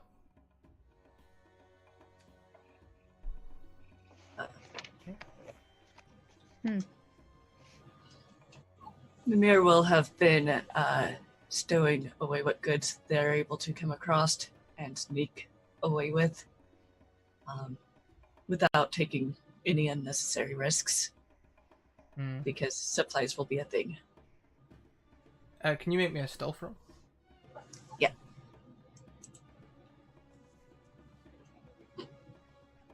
Stealth or thievery, whichever one is better for you. One success is good. On one success, I will allow you to have stolen 2 tools. Okay. Or stowed away, rather, hidden somewhere that will be useful later. We can keep that light and loose. You can decide what they are when it becomes relevant to need them. But you have 2 tools at your disposal at some point. What's Landra been doing? Oh, Landra's been trying to get a good lay of the land as much as possible. So sometimes this means like peeking her head where she's not supposed to, maybe accidentally getting lost. Just trying to figure out as much of the area as possible, so we can figure out where we're running to. Landra, please make me a observation roll. Oh, observation. Oh, it's not the worst.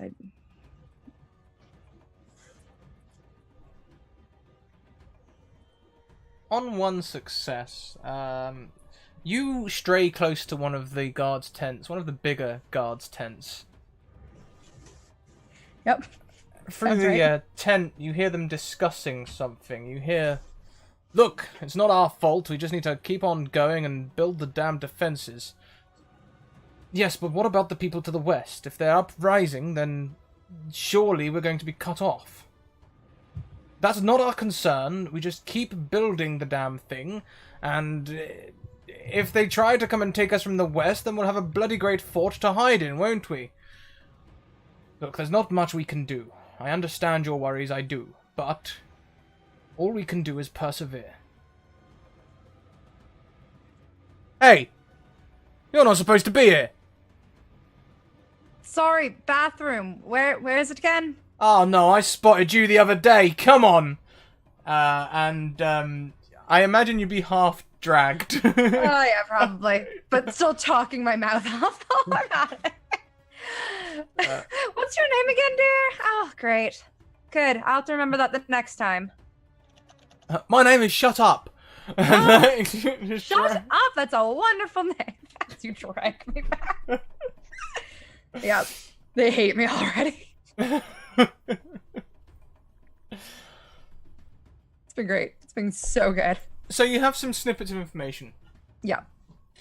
Which I would have shared with the others that I've been plotting to escape.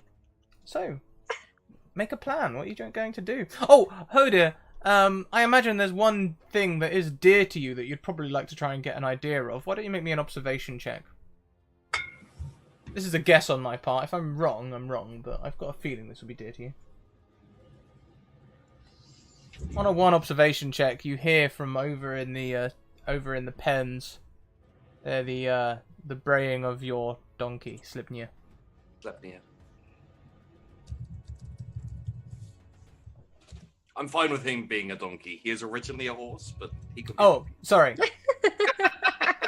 Don't Redact. It's a horse. That's fine. No, a donkey's fine. It makes, No. A horse makes it even better. A horse Okay. makes it even better, honestly. A horse makes it even sadder when he's murdered in front of me. Cool, yeah. Just guessing here. One thing I would like to do in my first couple of days. I assume the others. I assume we've at least touched on the idea of escaping at this point. I'd like to after food, I'd like to eat a little bit, enough to kind of, keep me all right, and then walk around other slaves and try and figure out if anyone here knows the area and share my food with people as I go. Okay. Give me a persuasion roll. Really not my area of expertise, but okay. Can I parry their question? Nice try. Only if they're specifically pointed. One success. That's fine. There you go. On a one success, one of them says, well, you'll probably mostly end up down in the quarry, not being able to place things proper. They'll get you just carrying stuff and dragging wagons. That's down the hill. Well, that is something I can do. I can carry. Well, we're up here. They keep us on the southern side where the sun's the worst.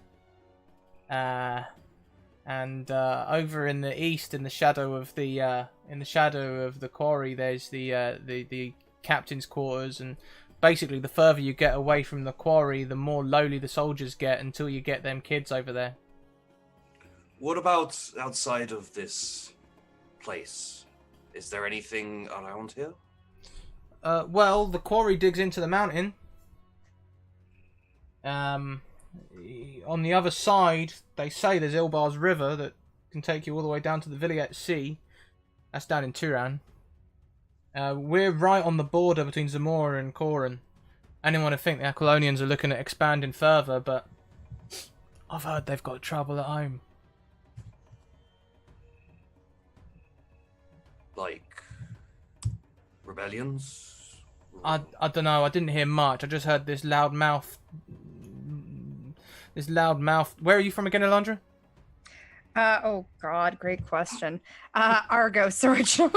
I just heard this loudmouth Argonian being dragged by, and she was saying something about trouble at home. Sounds to me like could be an uprising, rebellion, something like that.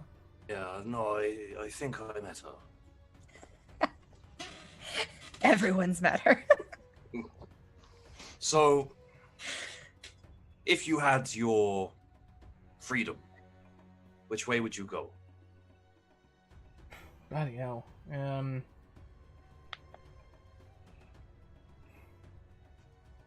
I can't go home. I guess I'd probably head to Cimmeria or somewhere like that. Somewhere where the Argonians aren't welcome. I'm from Argonia originally. Right, well, see, what I was more saying is, if you had your freedom, which way would a smart person go? Someone who doesn't want to get caught. Oh, what? You mean to escape? Oh, right. Yeah, maybe don't shout that. Oh, sorry. Well, hell, I'd probably head for the river. Yeah, okay. I mean, it's a bit of a march to get round there, but once you get on it, you can move while you're sleeping. Sure, okay. As long as there's two of you, one to steer at night. Okay.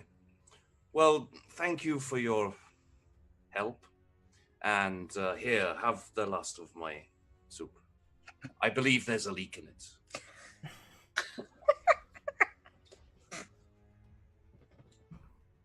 Thanks, You're Cheers. welcome. friend. My name's Bertram, by the way. I am Hodor. Hoder? Hodor. Hoder. Hodor. Right. Yeah.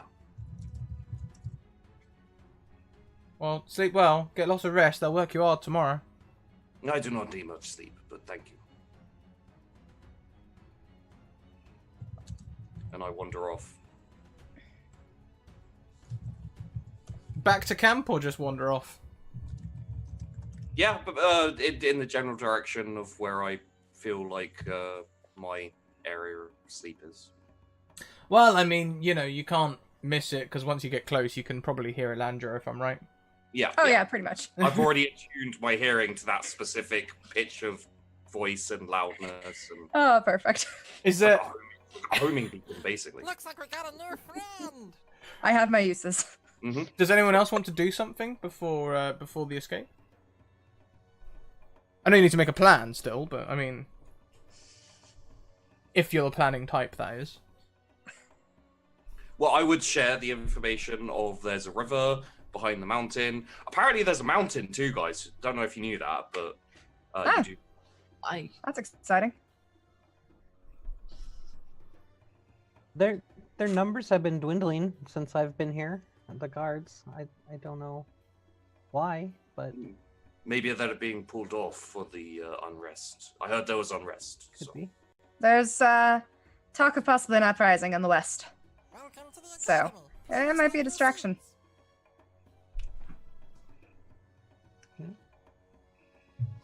Well, if there are less guards, then there are less people watching us.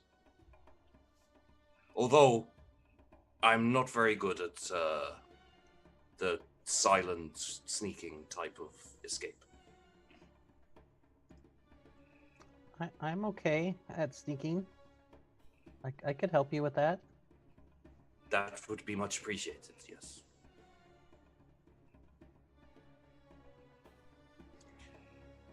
Does Right. anybody know where we could go if we did escape?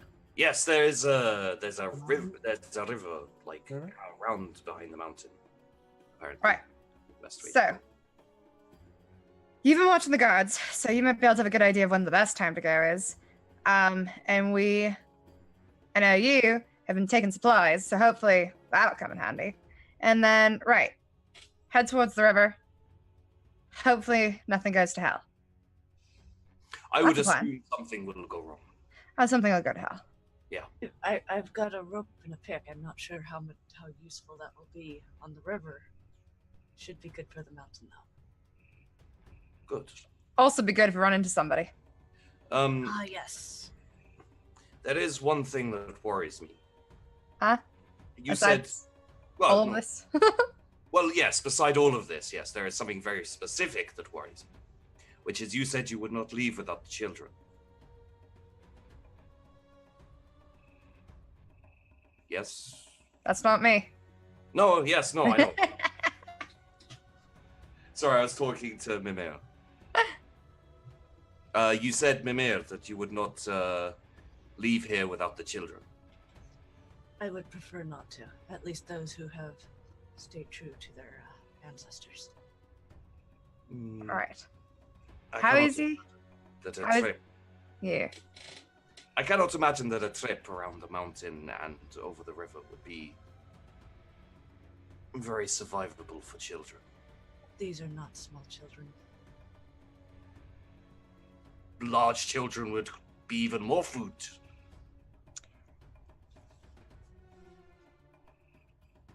More food for what? To feed. They would eat more. Right. Mm. I'm sure they have survived on the same amount we all have here. Okay. Well, I am willing to try and bring the children with us, but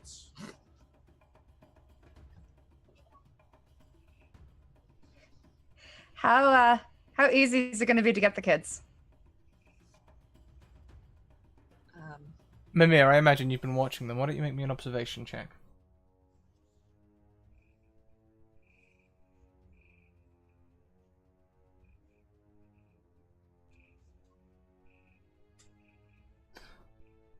On one success, you can tell that the children have not been separated. They're all together. Which would make it slightly easier to get them free. However, what you've also noticed is that the Aquilonians are playing a cruel game, where, like breaking horses in front of the herd to show the other horses how to behave properly, they try and break the children so that they become Aquilonian soldiers.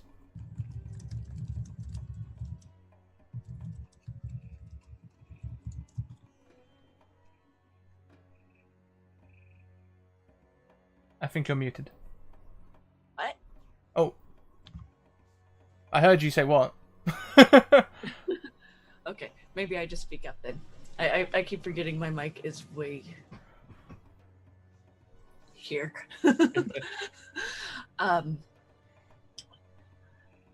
So I know where the children are. They've kept them all together, but they've been playing probably about the cruelest game with them, trying to turn them all to where they will support Aquilonia or whatever they call their place. They've only managed to break a few that I've witnessed myself. Well, if we want to bring the children with us, I don't think we can do it quietly. It would require a rising of probably everyone here. If it was just us, maybe a couple of others, we could get away sneakily, but I do not see how to abscond with all these children. What if they're worried about an uprising to the west? What if there's any way that we can make it seem like that's happening? Might be easier. Get more of us out if they're paying attention elsewhere. How would we do that?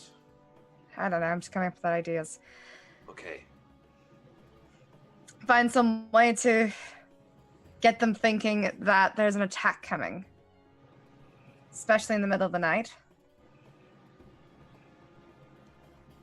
Probably need to find somebody who doesn't mind staying here, and I can't imagine we find anybody along those lines, so... May not be the best plan, but... Otherwise... Yeah, we're gonna have a rough time with those kids.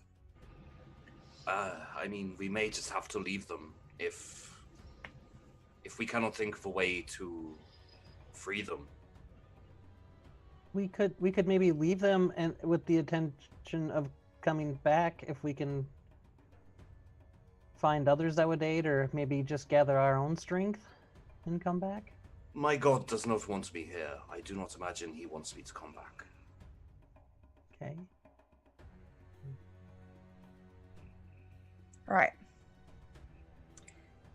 So...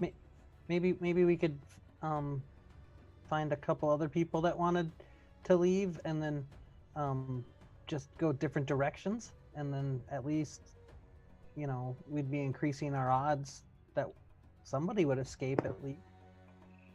It's true. How do we figure out who else is wanting to actually leave without risking one that will run and tell? Looks like we got a new friend. Yeah, Luck, that's just it. risk. Yeah. Maybe we send the loud one. She has. Hey. a power. I am not going in that direction. No, I mean you could convince people to escape, and maybe you I just assume that you know the ins and outs of treachery. You can maybe speak for others. I mean, I know a little bit of that. Not as much as I made appear. But... I make no judgments. Yeah. I talk an awful lot for someone who is terrible at convincing people to do things. I just normally talk them into doing it by pure annoying them. So. What if we arm the children and have them fight their way out with us? As you have Sounds better. As you have been talking, night has drawn in, and soon a guard comes along with a bell. Ho there! Sleep! We need to work in the morning. Oh, won't you read me a bedtime story? Sleep or I'll put you to sleep. Oh, fine. You're no fun. As you walk away, you can just about catch a man. Neither are you. Bloody. How's Slepner doing? Can I still hear him? Is he still around? He sounds like he's chowing down on a feed bag. That traitorous bastard.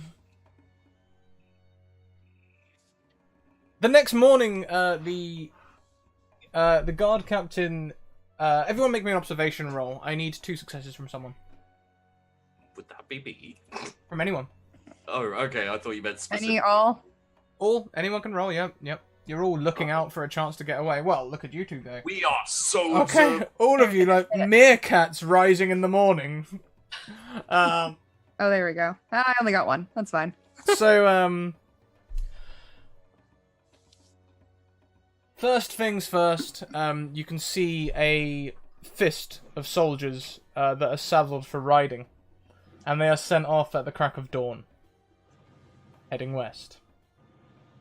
Next, the captain of this little slave encampment, not a soldier, but a slaver, a balding short man with a rotund belly, that feasts often and makes no show of hiding it. He will gladly eat a leg of goat whilst the rest of you starve.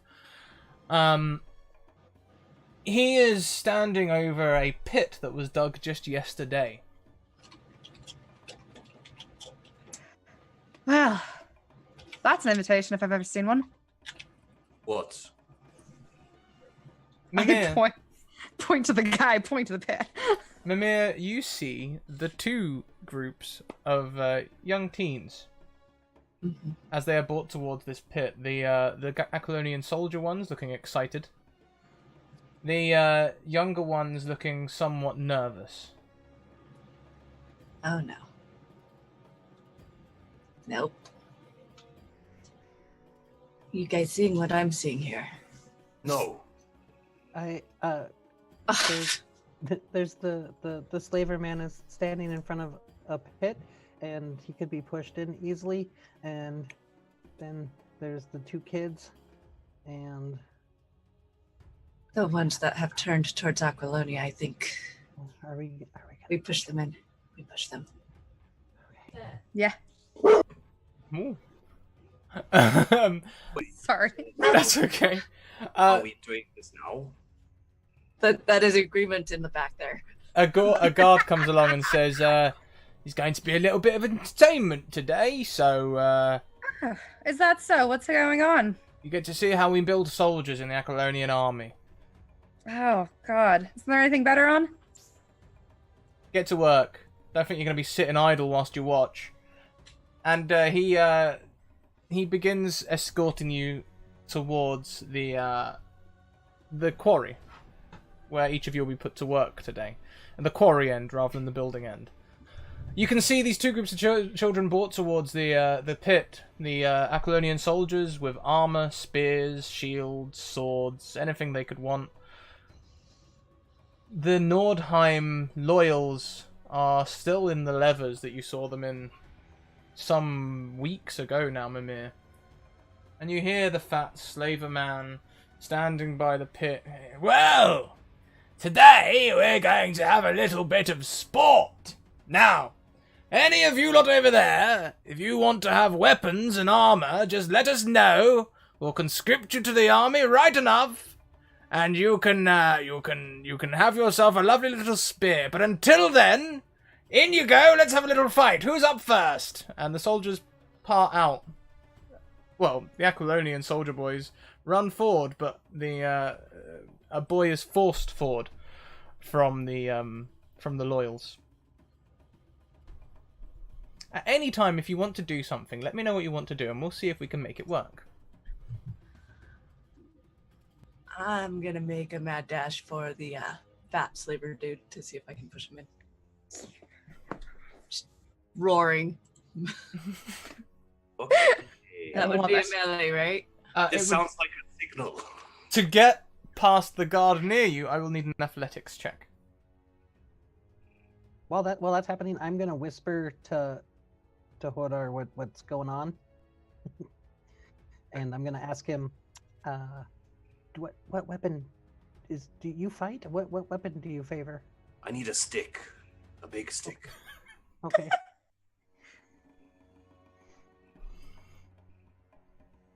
On one success, you have the choice. You can either take a wound and succeed, or you can pay me 1 doom and succeed with no penalties.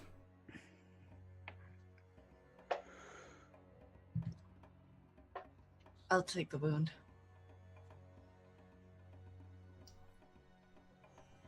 Roll me a d20. High is bad, low is good. Should have waited to start DMing. Ooh, Yep. oh no, I don't. You can reroll. Oh no, you do have a reroll actually. You have a. Yeah. At the Not a moment, bad spot. this is going to hinder you greatly, as it will be a wound to the leg that will slow you down for all further escape attempts. I suggest a reroll. I think I'll go for that reroll.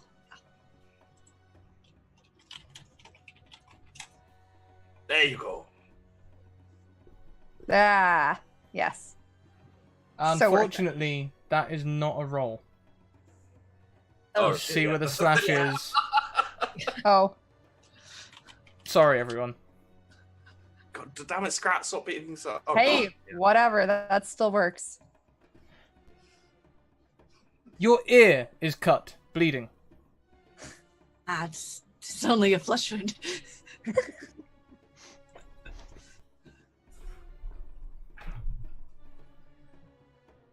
You make it through. You can get across. Give me a melee or brawn to push this this slaver into the pits. Just as the two boys are set against one another. Braun would be the athletics in that case, right? Yes, athletics. Sorry. Yeah. No. I'll go with the other. Have you found that stick yet? No, still looking. Good. On a 2 successes, you bolt. Oh, actually, before I give it to you, let's see how aware he is. With 1 success in your favor, you bowl him into the pit. He sort of teeters. You knock him, and he sort of teeters for a second, like, "You! How dare you!" and then falls in between these two boys. You can see already from your vantage point that the loyal boy has been wounded once. Mm-hmm. However, as this man falls between them, the fighting stops for a moment. In fact, the whole camp stops. Pretty much every eye is on you.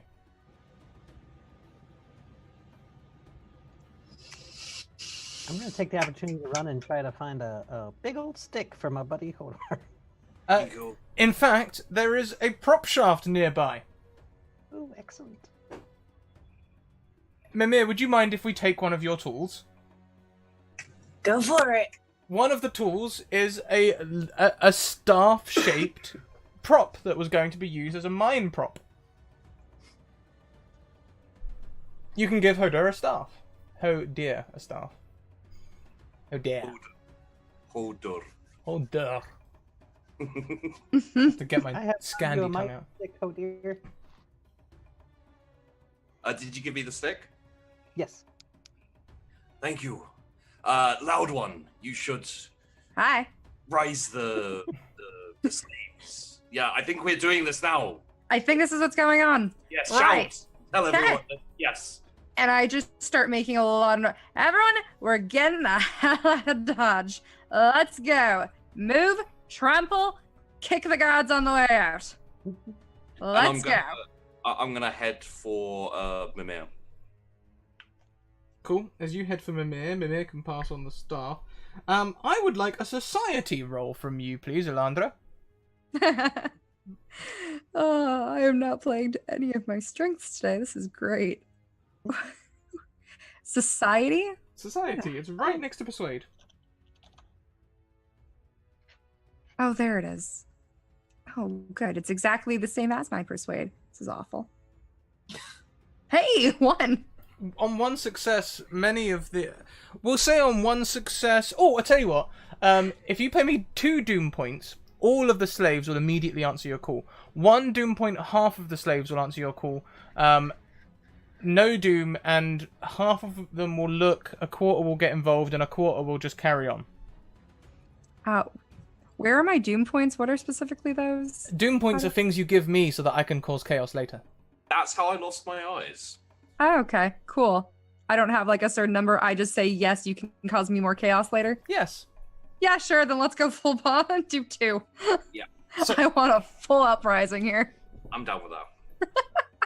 The slaves leap up. All of them. Some of them also pulling weapons that they had been storing, much as Mimir had. Mimir, if you wish, you can have that weapon on you, or say you grabbed it as you charged for thing. What is it? I would have looked into a battle axe. Well, the closest you could have got would have been a hatchet for cutting. No, a woodcutter's axe for cutting the shafts. I'll take that. The soldiers stand. Most of them taken by the society that Elandra has rabbled. However, 4 of them near the pits, and also the loyal Aquilonian teens, will fight you all. Oh, well. Stupid children. Yep. Now, I'm down. Let's make them cry. in Conan, players get initiative. And you can either do popcorn initiative or some other kind of initiative. It's up to you. We don't roll for it. You decide your turn order. So either we can play and you can nominate someone, or we can step forward. From the amount of stepping forward that happened earlier, I would recommend that we nominate someone. So who'd like to go first? I think Mimir should go first. Yeah, Mimir made the big move there, so that makes sense. Mimir. So, okay, so we're doing this thing here. So there are the guard, the slave owner ahead of you is in close range. You can use a free action to move to him and attack him. There are 2 guards near you that are in medium range. You can use a minor action to get to them. You get 1 minor action, 1 major action, and another thing each turn. There's another thing. I'll look it up in a second. But essentially, you get 1 minor action, 1 major action. Long distance is a major action to move to. Medium distance is a minor action. Close range is a free action. Okay. Also, at medium range are the Aquilonian soldier teens and the Nordheim soldier teens. Is that snot-nosed one there? The snot-nosed one's there, yeah. Of course. Get him! Get him! Revenge. Tempting, but when you have a vacuum of leadership, we're gonna make that issue happen first. So I'm gonna go after the slave owner leader dude. He fell in the pit, right? So you'd have to Yep. probably jump down into the pit. But... Yeah, you can jump down onto the pit. Like I said, it's close range, so that is a free action. Please make me a melee attack.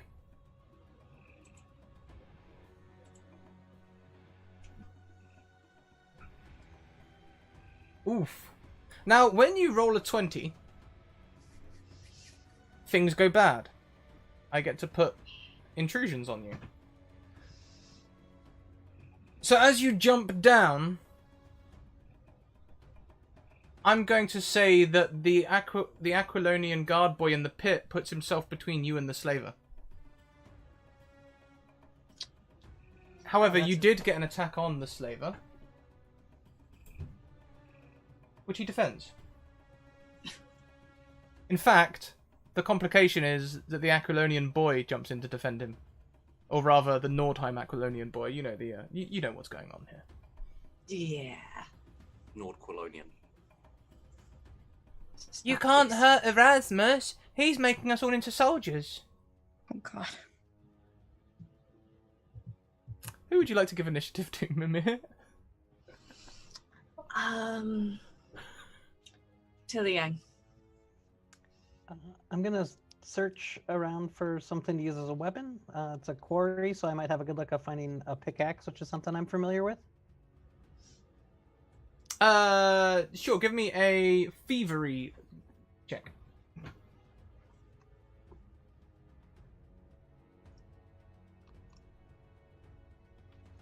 You're darn right you find a pickaxe. You know where the whole shed of pickaxes is. You can take your pick. Yeah. Take Pick my of a pick of pickaxe. Take it. There we go. We were all on the same page. I'm so glad. Yeah, grab a. Maybe take a half second to make sure I'm grabbing one that's not in terrible repair, and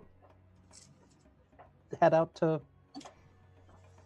help Mimir, I guess. And or actually, I'm gonna go to Hodir, and help guide him and get his back.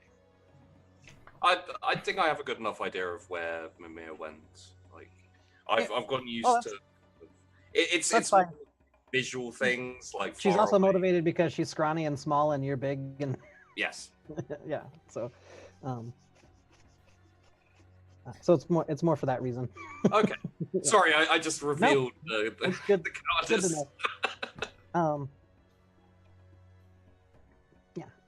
And trying to yeah, she'll if you tell her you don't need the help, she'll stop. But otherwise she'll just keep doing it. Okay. Yeah, and then I guess it's kind of against her nature, but it's important, so she'll try to find the nearest person or the nearest enemy combatant and strike them if she can. Pick a Well, fight. your thievery would have been a standard action. You can use a minor action to get to one of the guards at medium range, but all you'd have left is a free action, and free actions tend not to be so plentiful, shall we say? Like dropping an item and that sort of thing. I guess I'll just sit back and kind of take in the whole situation, so that next time I can. Mm-hmm. Okay, find a perfect. good- And who would you give initiative to? I will give it to Hodir. Right. Am I close enough to get to the? There are soldiers up by the pit, right? 4 of them, I think. 4 soldiers up by the pit.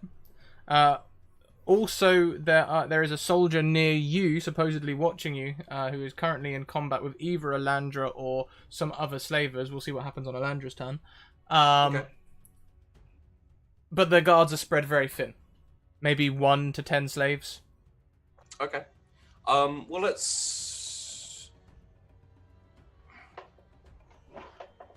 It's reasonably important who's fighting the guard. Is it multiple people or just one person fighting the guard? We'll say multiple. It's 10 to 1. Okay, I will go past the guard then, and I will get up to the pit if I can. Do I have enough to make a hit? Yes, the pit would be medium range from you. Okay.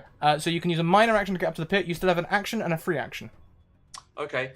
I'd like to place myself, if possible, between them, kind of, so that I take I kind of take their attention away from Mimir.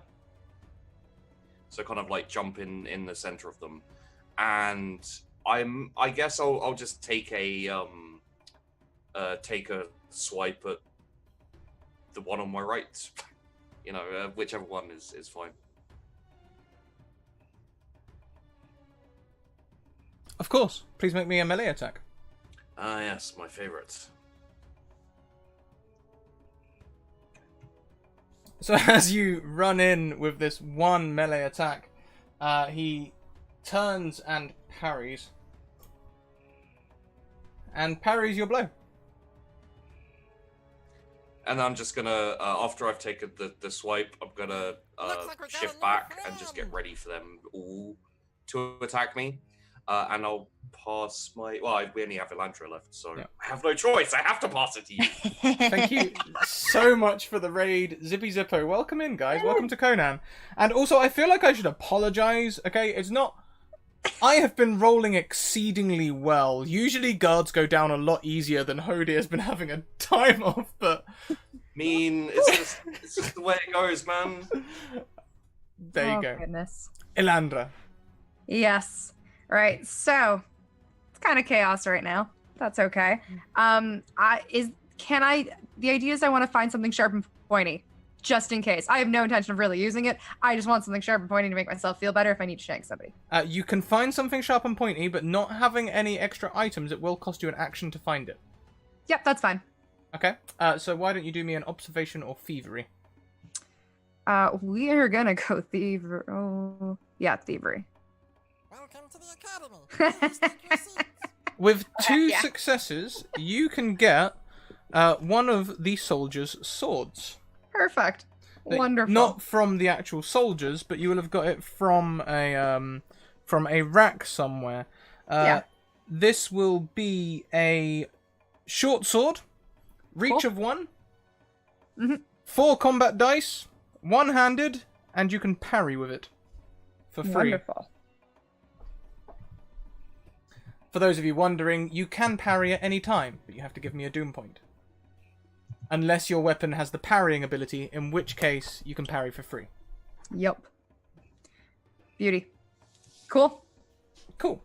So next, it is the soldiers and the slavers. Since the good guys usually go first, I'll make the slaves go first.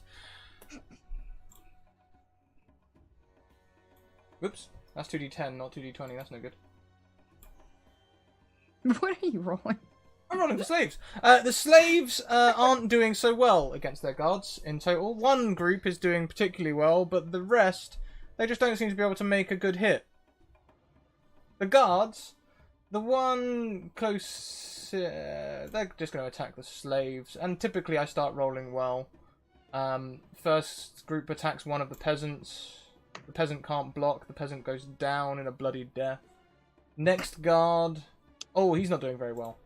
And the final guard, also not doing very well. The slaver owner is going to try and stab at you over the child's head, Mimir.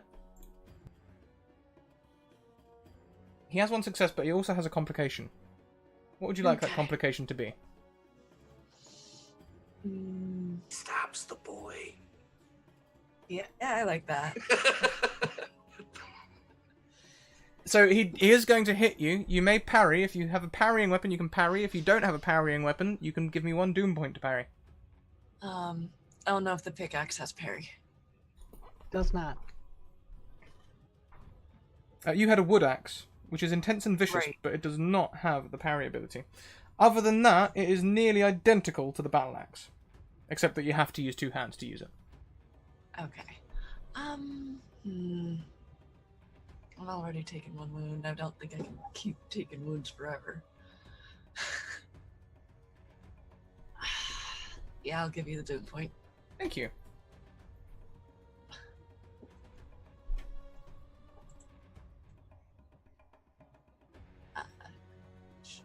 That means I roll the parry then, right? Indeed.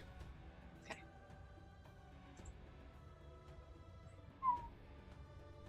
On a parry of 0, his attack hits.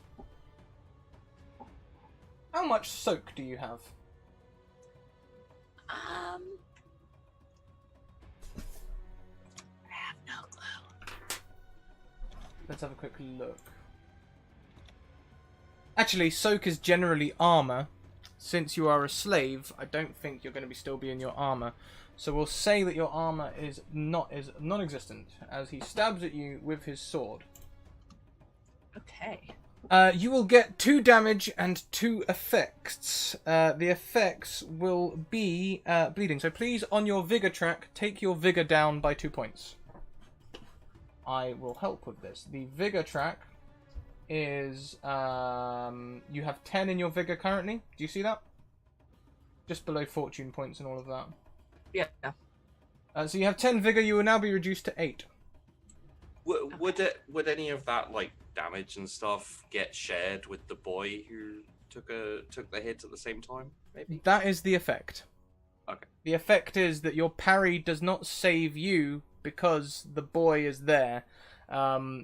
It hits both of you. There's no way to parry. Okay. So the boy also gets cut, and the boy looks back, aghast at his new hero.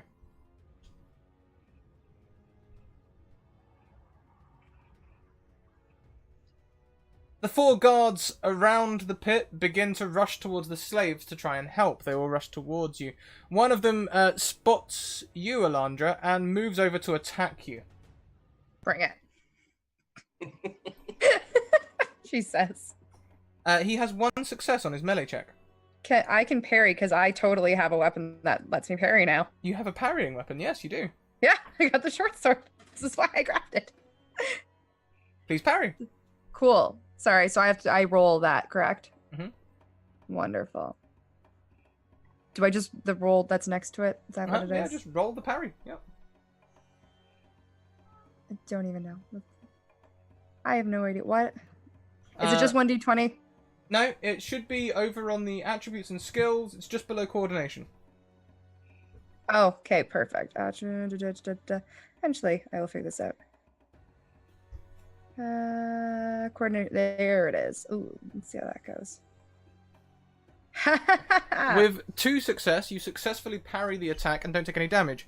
You have Perfect. 1 more success than you needed, so you get 1 point of momentum. 1 point of momentum to be shared between all of you. Cool. You may use momentum to add extra damage, re-roll damage. There's a whole list of things we can do with momentum. Wonderful. But that's the most common. Perfect. I think someone donated 100 bits at the beginning of the stream anyway, as well, so we'll call that 2 momentum. Okay, cool. For the party. Wonderful. Great. That works great for me. The other 3 head Wonderful. towards the rest of the slaves and try and help the guards being picked on by slaves. So, all that's left are the 2 groups of kids. The Aquilonian soldiers follow the Aquilonian soldiers, trying to be Aquilonian soldiers. The group of young boys dive into the pit to help Mimir.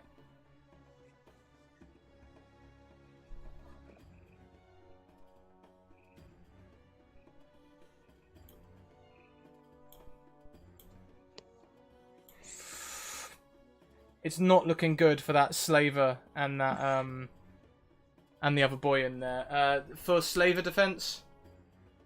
Oh, actually, he defends quite well. He'll defend some of that damage. But the boy doesn't defend any, as the boy is taken out by the other boys. Womp womp. Womp womp. Was that Snotty? It wasn't Snotty. Snotty has moved with the other Aquilonian soldiers. Okay.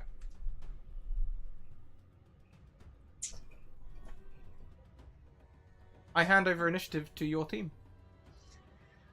I think at this point that what needs to happen is focusing on getting out of the pit now, since all the threats in the pit are gone. The slaver's still up. The slave, but never mind. There Down the slaver. are other boys over around him as well, though. So Yeah. The boys could take care of him. They might take some losses. Yeah, I'm not gonna leave it all on them. So at that point, that's a melee, right? That is a melee.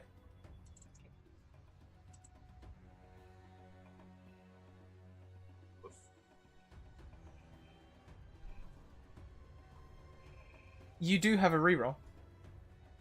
I thought I used the reroll earlier. Oh, did you? Yeah. I didn't take Yeah. it off your thing. Your rerolls can be used on any roll. Any roll that happens at the table, you can call to re-roll it. It doesn't have to be one of yours. Just so you're aware. Oh, Wonderful. no. I was thinking about it, but not for this dude. He's dead anyway with the kids there. If you give me 2 Doom, I'll let you re-roll that. Wait, do you want just my reroll then? Before giving him? No, don't give it to him. No, I'm just saying that if No, Right, Mimir, he wants to use them. if Mimir gives me 2 Doom, then you Don't can... do it. Don't do it. He's That's evil. a lot of doom racked up at that I point. know. I don't know what you mean. Wait, but But so I'm if I also ever... a fan of chaos, so I'm sorry, guys. Hey, Yeah. really? Please You're attack. good. Sure. Fair play. On one melee, he will parry. He does not. You get to hit him. Please roll your combat dice. 4d. Well, no, actually, you should be able to roll damage on your axe, right? Somewhere. Yeah, because it's the same. Just Yeah, just hit the battle axe. We'll see what happens.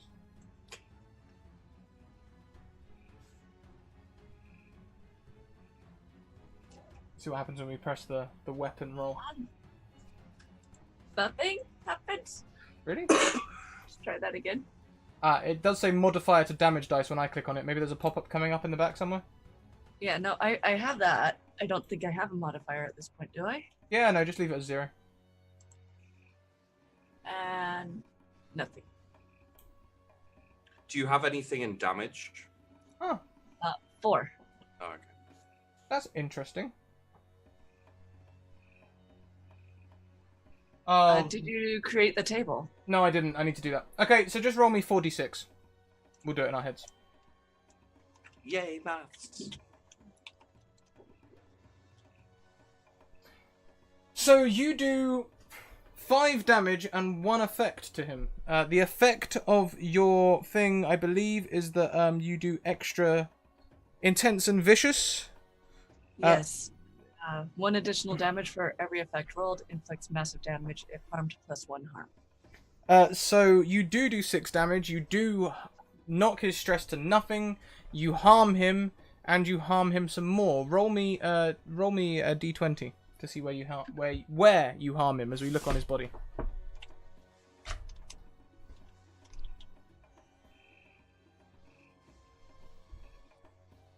The torso. Dead. He's down. Oh, dead. How does this look? Going well. How does this look? So, roaring, I rush at him, and I swing my axe, and I take a big swipe across his stomach. Disemboweling. As his guts spill out onto the sand, mobbed by Nordheim loyal children. Attack him with abandon. Some of them repeatedly stabbing as this man has been trying to break them for weeks, trying to make them give up their hometown. And finally, like the floodgates releasing, they are able to take out their frustrations on him. Children, we are not out of here yet. Hold in that anger. You're gonna need that. He is done. Could you please make me a persuade roll?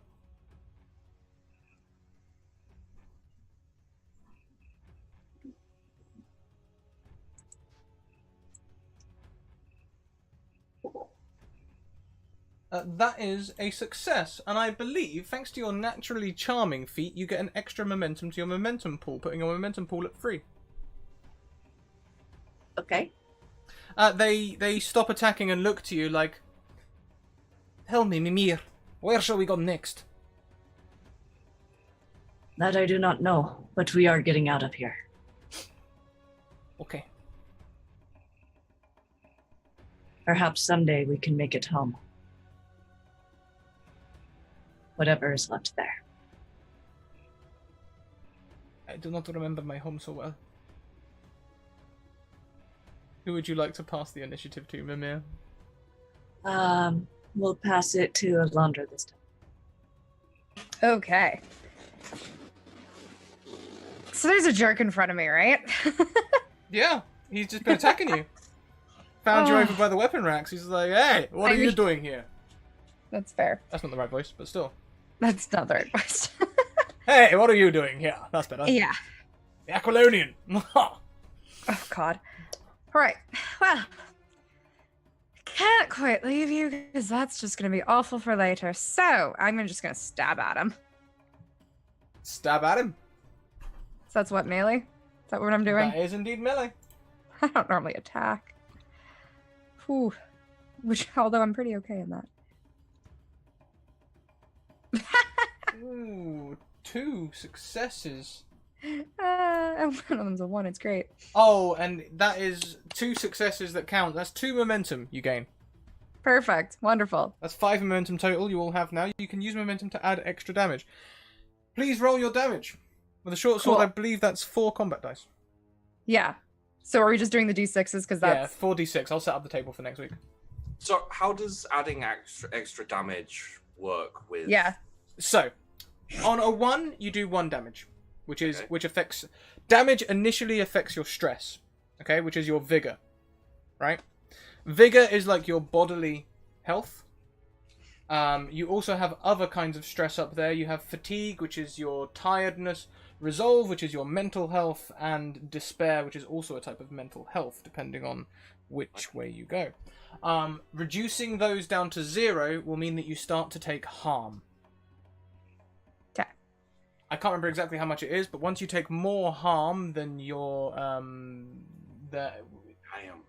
then I believe it is your... Once you take 4 harms, you are incapacitated. If you take 5 harms, you are permanently incapacitated. If that's physical, you're dead. If it's not physical, you are going to become so mentally unstable that you are no longer able to continue as a player character. Cool. So you get 2 attacks, 2 damage, and 2 effects. Okay. Having only parrying, you can try and choose what these effects might be. Sorry? Have You you... could- what sort of okay. effect do you think you could give this soldier? I really just want to get him to go the hell away. I want him down. That's pretty much it. If I'm able to like knock him down while I'm at it, or at least dissuade him from following me. Sweep the leg. Yeah. Okay, so are you trying then to pin him, or maybe trying to use your prowess to scare him off? I'll scare him off. Okay. So he'll have 2. His effect will be he will take 2 despair Cool. on the despair stress. Perfect. I'm causing mental harm now, guys. Not surprised. The loud one would. First episode already. Who would you like to pass your initiative to? Oh, goodness gracious. Let's go to Tilly. All right. Find a soldier. Well, first, if I can see any archers, I'd like to engage an archer if possible, if there's any. There's no one that's taken up a bow, but you can. Some people that do have like horn bows and hunting bows, military standard issue, not like your hunting, as you may know. But they don't seem to be using them. There's no one that favors the bow, but there are people that have them. Okay. Then the closest enemy with a hunting bow that or with whatever sort of bow I can find. Okay. We'll say that will be a minor action to get to them. Sure. And then pickaxe them, I guess. with my main action. Yeah, that'll be a melee test.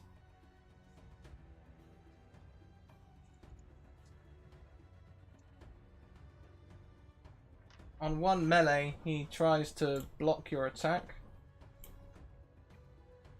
but he cannot.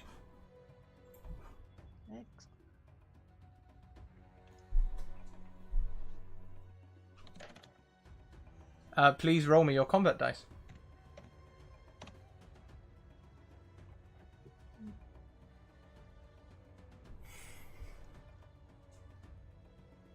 Apparently, you're a little quieter than everyone else, Natalie. So if you have any more sound, any more volume on your microphone, feel free to whack us with it. How's that? Much better. Thank you, chat. I don't know how to suss out that damage. roll, Oh, okay. Yeah, that's fine. I can go for it. So 1s were worth 1 damage. Okay. 6 are 1 damage and an effect. So you have done 5 damage and 2 effects. Which is pretty darn good, to be fair. So this person is going to take a severe amount of damage. Are there any effects you would specifically like to? You can reduce him down to 0 vigor, so you can do something quite bad to him with 2 effects. This is did that already? Well, that didn't account. It's a pickaxe, so it does have the vicious. It does have the vicious, yes. So those can just be straight up extra harm. Essentially, you can kill him. Yeah, we'll do that. That sounds like a good choice. Kill him. Yes. So you run up behind this person, you bury their pickaxe, let's say you bury it in their collarbone, and just it rips all the way down and through. Maybe you pluck out a couple of ribs there, and this guy falls down like a sack of bones. Nice. If I have the ability, if I have an action left to do it, I'd like to grab the bow and the arrows. I'll give that to you as a free action. Sure. Who would you? I say who would you like to give us the initiative to? Hodir. Hodir. I have the feeling like people don't want to give Hodir the action because they can't say his name. I mean, a little. I got scared. So. I did wonder. It's my fault. Although, Hodir is, I think, the new Hodir is how I think I'm going to write it out for myself to remember. Hodir, Hodor, Hoda. You know, it's fine. Whatever you say, it will be Hoda. I would like to try and do something and tell me how legitimate this idea is, Scrat. Please. What I'd like to do is I'd like to try and propel Mimir out of the pit, and because I don't think there are any guards near me now, right? No, there aren't. So I'd like to kind of reach down and get Mimir out the pit, and with the momentum of getting out the pit towards the guards, and then follow, so that we're both going towards the guards for the next turn. Okay. Is that possible? Give me a athletics check, and yes, I will. This will be a difficulty of 1 because I don't think Mimir will. I don't think Mimir will resist. You got a 1. Congratulations! You've pulled Mimir out of the thing. You are moving on. Let's go. I can't really do come with me if you want to live because you just were a badass. So it wouldn't be very effective. Like, come with me if you want to live. But to be fair, Hoder may not know that. Come with me if you want to live. I believe we all want to live. Let's Good finish. point. So yeah, we'll go towards the nearest guards, but I guess that'll be the next turn. Okay. So then it is my turn. Let's see how the slaves do. Slaves... okay, some of them do well, some of them do awful. The guard that they do well against is going to parry and... Oh, no, hang on, that's fudge dice. He can't parry, so he gets somewhat killed by this mob as they tear him down and rip him to shreds. The others are doing maybe better because the Aquilonian teens are catching up to them. Let's say there are 6 Aquilonian teens that have joined this one group near to where Tiliang is and where Mimir and Hodir were. Let's look at the guards that attack back. Awful. Pretty damn good. So the ones backed up by the younger teens start pressing the advantage, and they start to. You see some slaves falling over by those. The Aquilonian teens rush in, but they're freshly trained. They're a bit awful. Also, a guard in armor that looks somewhat like a captain's bolts from the tent towards the stables. They jump on a horse. No! You will not take Slevnia from me. Who would like to go first? I'll take it. I would like to divert whatever I was doing and go towards the stables to Slevnia. I will need an observation of difficulty 1 for you to notice this is going on. This is understandable. You notice, you hear the familiar bray of Sleipnir as he suspects oats are coming his way. Slevnia, I'm coming! And I was following after Mimir, but now I've changed course and I'm going straight for Slevnia. So I assume I can't get there and attack the dude, so... It is long range, so it will take you an action, but you'll still have a minor action. Minor actions include many things. Okay. He says, quickly going back to the minor actions section of the book. So, minor actions include... small movement, drawing an item. You can regain a shield or that sort of thing, or you can stand up if you are prone. I'm already standing up. Why would I need to stand up again? So yes, Can you rush in. I just Free action, you can talk. stay away from that horse?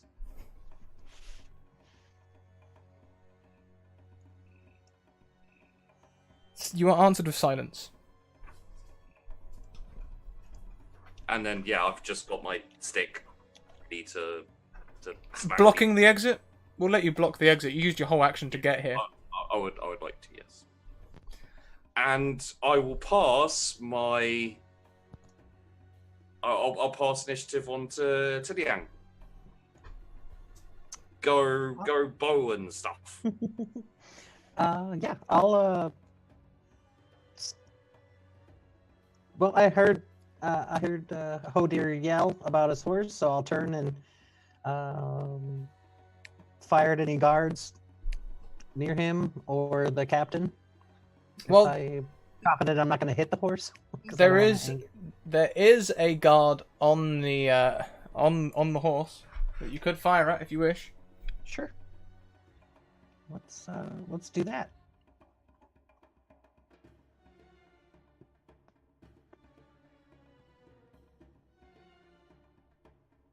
There we go.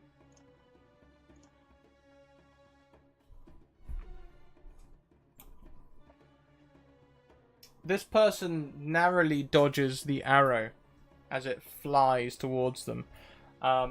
Some sort of, as they are wheeling on the horse, they see you take aim, and as you fire, they just get let down low to the horse, and it just sails overhead. Not that your shot was bad, or that they were better at dodging. However, their helmet comes away a little, and a long lock of blonde hair is revealed.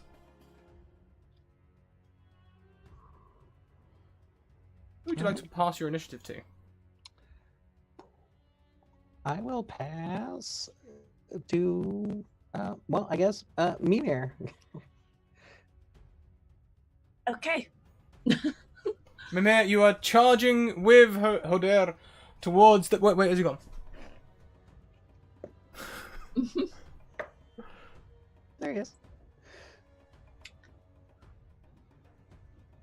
Right. No, that's. I believe that's what Mirror's saying, because Odin up and disappeared on me there.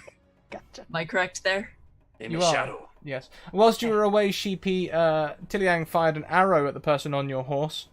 They ducked down low, and the helmet slipped a little to reveal a long lock of blonde hair. I did not see that. You did not.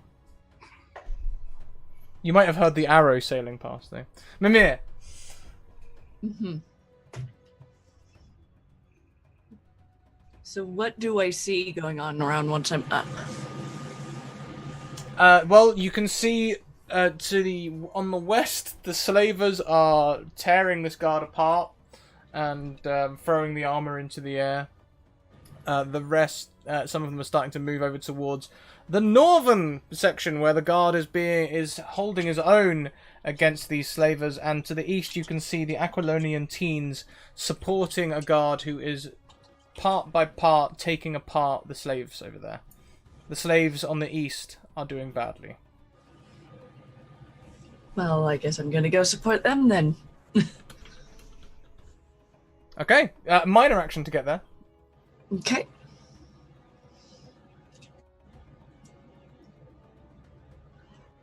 And What would you how like to do when many- you get there? How many slaves are there? Not slaves. There was 10. He's had 2 good rounds, so there's now 8 slaves. There are 6 Aquilonian teens and 1 guard.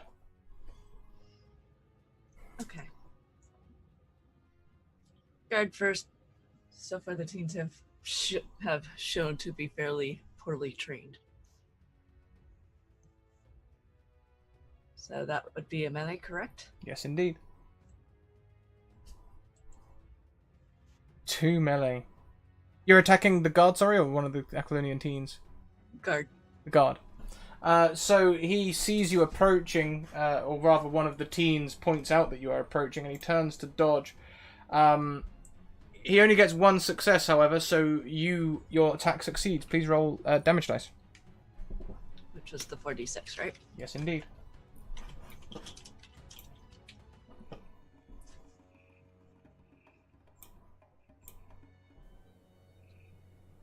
So the 4s do no damage, the 1 does 1 point of damage, so you only do 1 stress to this person. Perhaps they get their shield up, which is the partial block, and you just slightly graze them. Okay. So no effects, correct? No, no effects. Effects happen on 5s and 6s. Okay. Who do we have left? You have Elandra. Yes.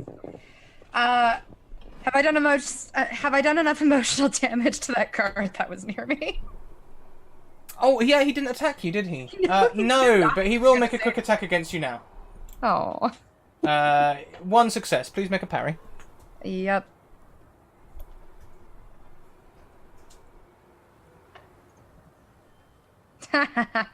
You get 1 more momentum.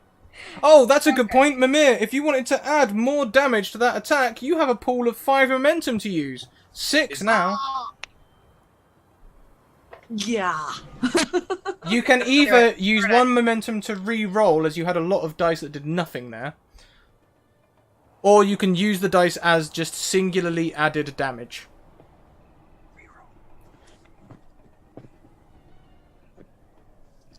I'll try the reroll. Reroll me another 46, please.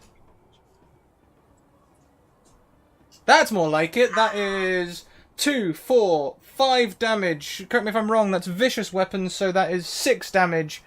How does this look as you tear through his armor? I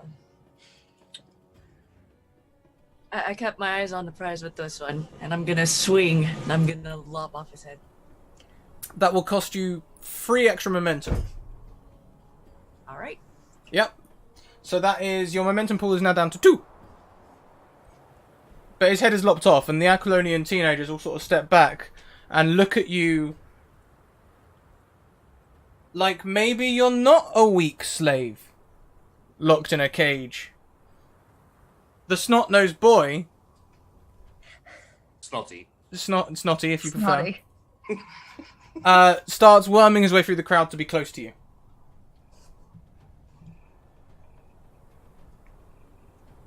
Elandra, Yes. you parry this person's attack. Yep. And if he is still standing, I may as well just stab him again. Why not? Why not? When in wherever we are. That's how that works, right? That's the saying? Yeah, sure. Alright. Yeah, sure. Melee. Let's try this. Let's see how that... 1 skill, he tries to defend. Oh, but that's an awful defense, and he gets a complication. What is the complication? Can I do more emotional damage? Roll me your... He's just scared at Roll this me your point of damage me. first. Roll me your damage. Just see what your damage Yeah, gets. let's see how this goes. 44... Oh god.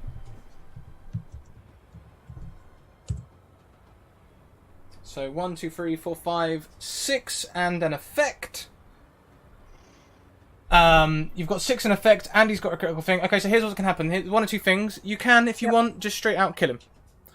Or your effect and thing can be that you disarm him and he runs away, having No, taken Phil, a ton of damage. I am done with this. I am done with these people. Please describe your kill. So what I probably do is just stab straight into the chest, pull it out again though, and then yeah, I actually go through with the lobbing off the head. You know, I was told I would lose my fingers if I tried to escape here. I think you're losing something worse today, buddy. And just You don't have to.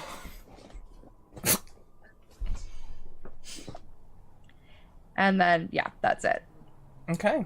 Yeah. So after that, that'd be my turn. We only have 1 guard left standing. Thank God. The teens look towards Mimir, and the snot-nosed boy says, "Hello."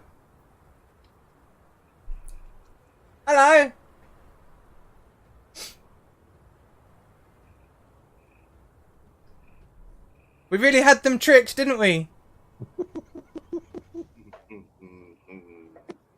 I'm sure you did. So, when do we get out of here? It's been ages since we've been trying to escape. This boy has literally held the whip over you at some point during your stay.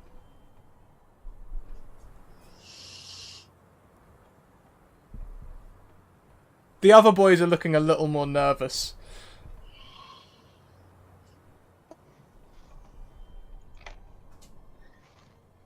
How do the rest of you boys feel about his behavior? they all know they've done bad things. These are all the kids that were either too young to know different,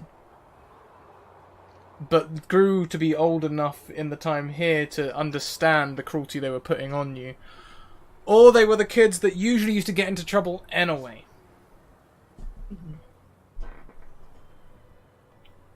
Behind them, the Nordheim loyals are walking up, brandishing weapons of their own that they've collected.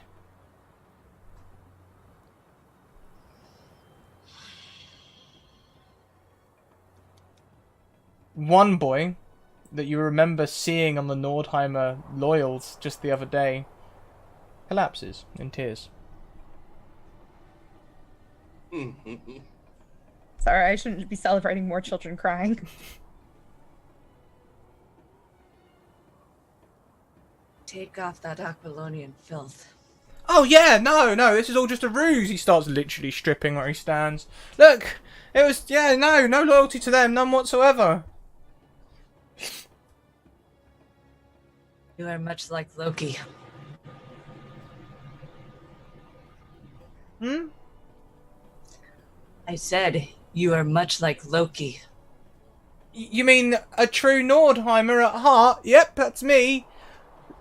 Trickery's in our nature. I will be keeping my eye on you. That is not fair, says one of the Nordheimer loyals. By rights, we should drink his blood. By rights, I should have been dead a long time ago.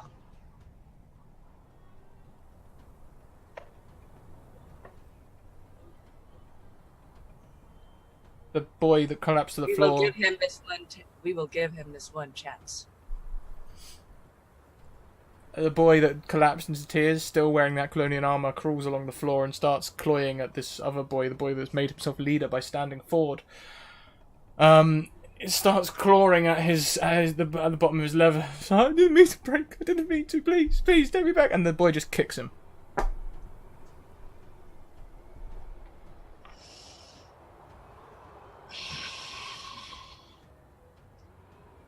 Enough, because if we are to make it home one day, we will need all of us. They cannot We be do not trusted. know what we will see. They cannot be trusted. They have no honor.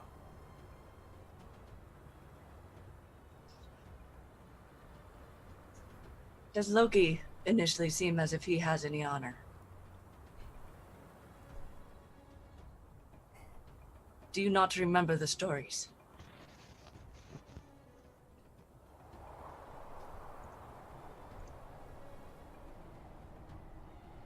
The boy turns, clearly angry, but unable to argue. He sort of looks back. This will not be the end of this, as he leaves.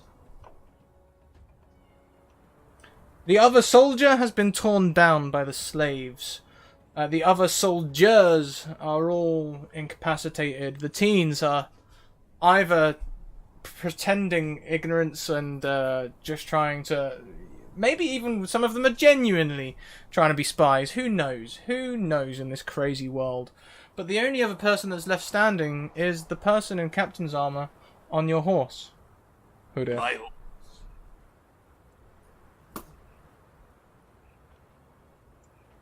Is it his goal? Who's?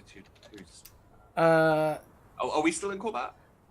she says, Please, this has been my only escape. I am a prisoner here.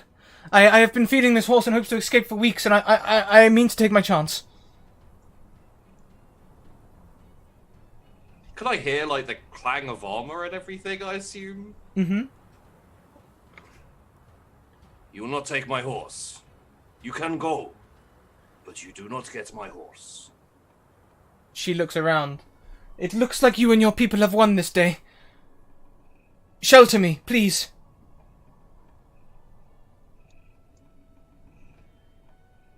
Do you mean like protect you or give you a house? What do you mean here? I don't Just- have a house. Help me take passage.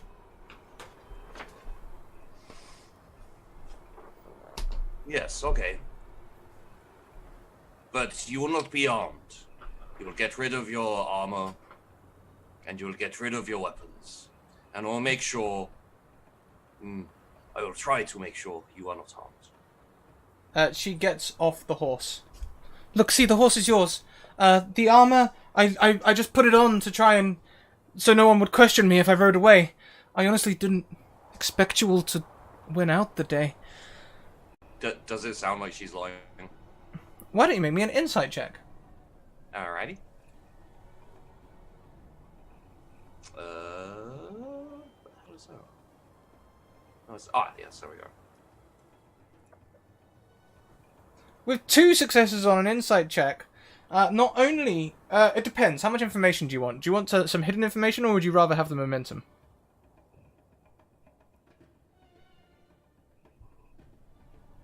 Ooh, you saucy GM. Let's get the hidden information, please. You can not only tell that she is being truthful, you can also tell that she is some form of royalty.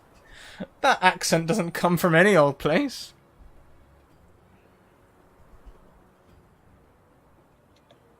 Okay, you may keep your weapons, not the armor. You can bring my horse, and we shall say no more about it. Thank you. That's most kind. Well, let's go. I think we won. Yes. Oh, just incidentally, I am Hodir. Who are you?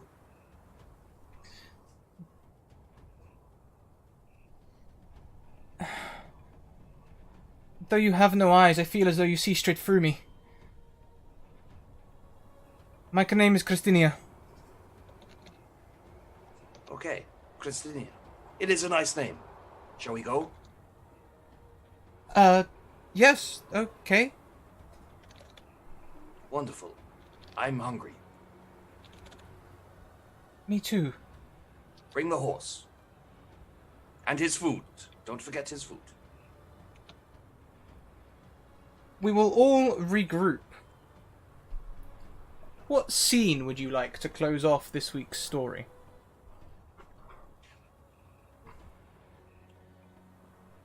I think we should get immediately moving because of the soldiers. Ooh.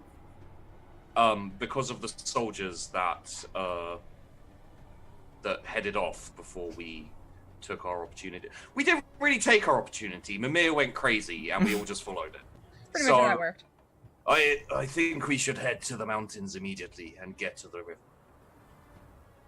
We should probably grab what supplies we can on our way, since it is now empty. We do not. That was implied in my plan.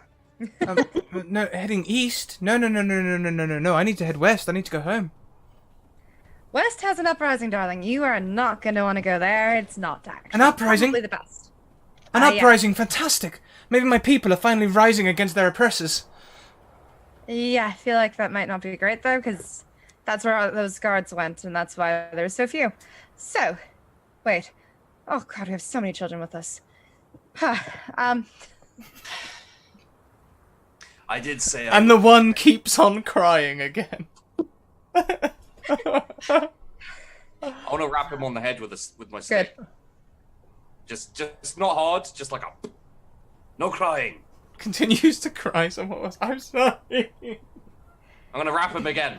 No crying. Be a great journey, don't y'all think that? It'd be a fantastic adventure to wherever the hell we're going. But not west. West sounds awful right now. Just a little bit west. We can head back to Zamora. My father will shelter us. He must be missing me. Unless he's under attack. Maybe there's a long road we could take to get there. Is there like a, circle around?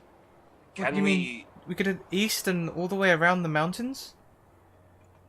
It'll take many days. How many days? Well, the journey's over 1,000 miles. Well, You saw the soldiers leave this morning. I've just seen you take out the camp. We could give chase. They've left enough horses here. We could give chase, and you could take out them too. Oh, you're fun, darling. That's probably a terrible idea, though. We lost enough. Yeah. I tell you what. We go east. To the river. That is the deal. To the river. Sounds like a plan better than any. And we can talk about your crazy west idea later. Up for discussion. Not a no, not a yes. Guys in chat, let's calm down the talking about using child abuse as a method of being. Some people are getting upset. Let's calm it down, please. We'll start purging more conversation about it. So, as you head east, she complies. Essentially, she is a princess, you will learn over the next few days. A princess to the King of Zamora. For the record, I would not bring that up at all. So, if She does. She says it herself. Then, Yep. Okay. She feels like you've already rooted out her plan. She never even intended to give you her real name. But she did. I rolled really well. Yeah, you did. For once. It matters. Yep. She's a princess, and she acts exactly like one. She expects you to do things for her.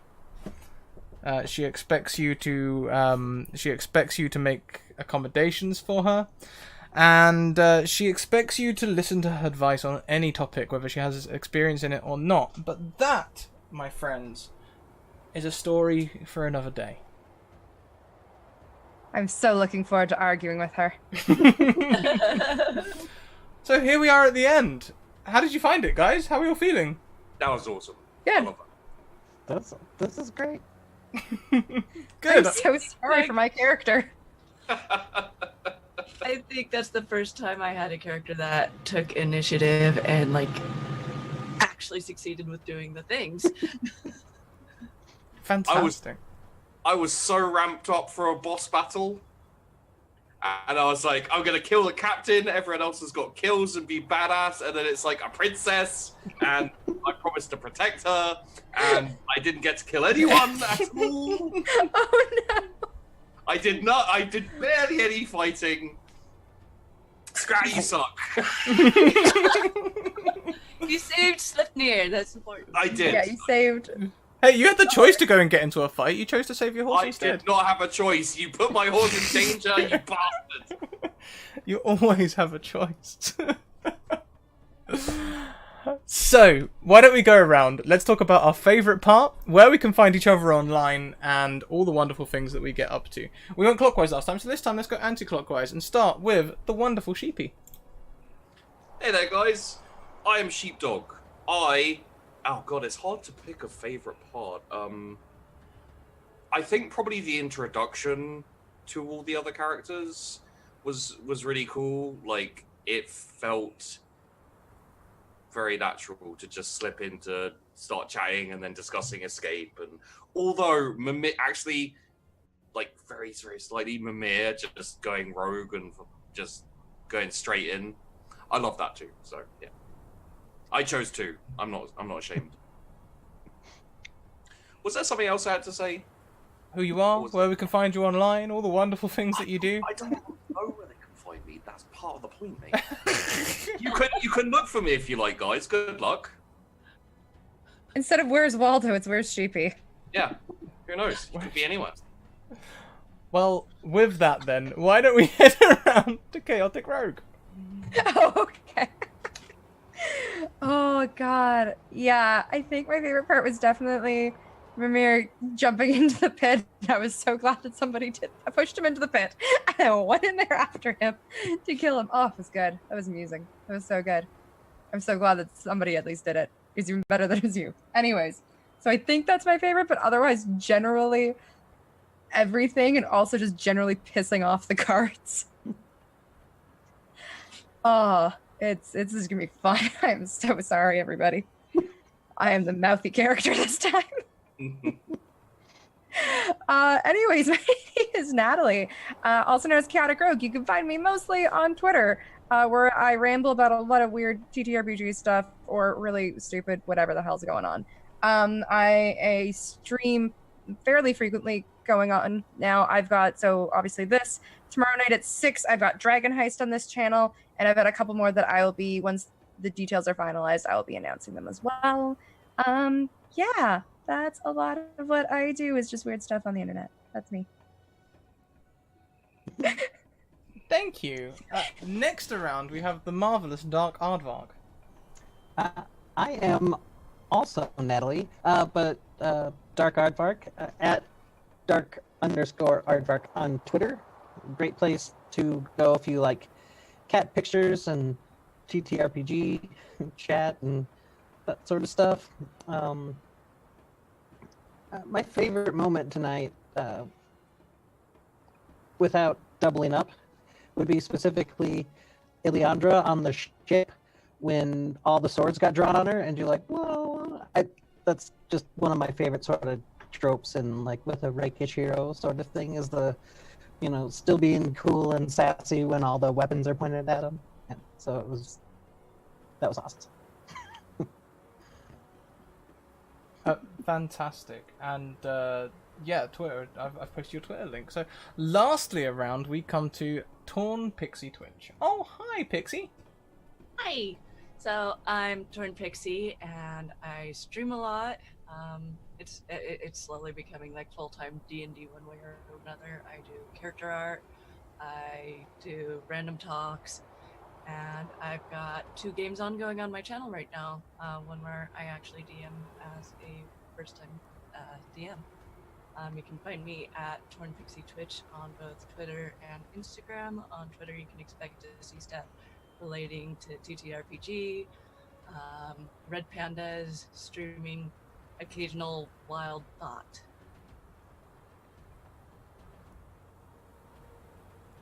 Just perfect. Did we talk about your favorite moment? Oh, no, I skipped right past that. I really liked tying in the backstory with the part that we did live for Hodir with the eye and injury and how everything progressed through that. I think that was really cool. Fantastic. So that just leaves me, everyone. I do have announcements to make, but before we go, the momentum counter is at 3? No, 2, because you didn't take the extra 1. The momentum counter is at 2. The doom counter is at 5. Nothing bad will happen. Oh, no. I promise.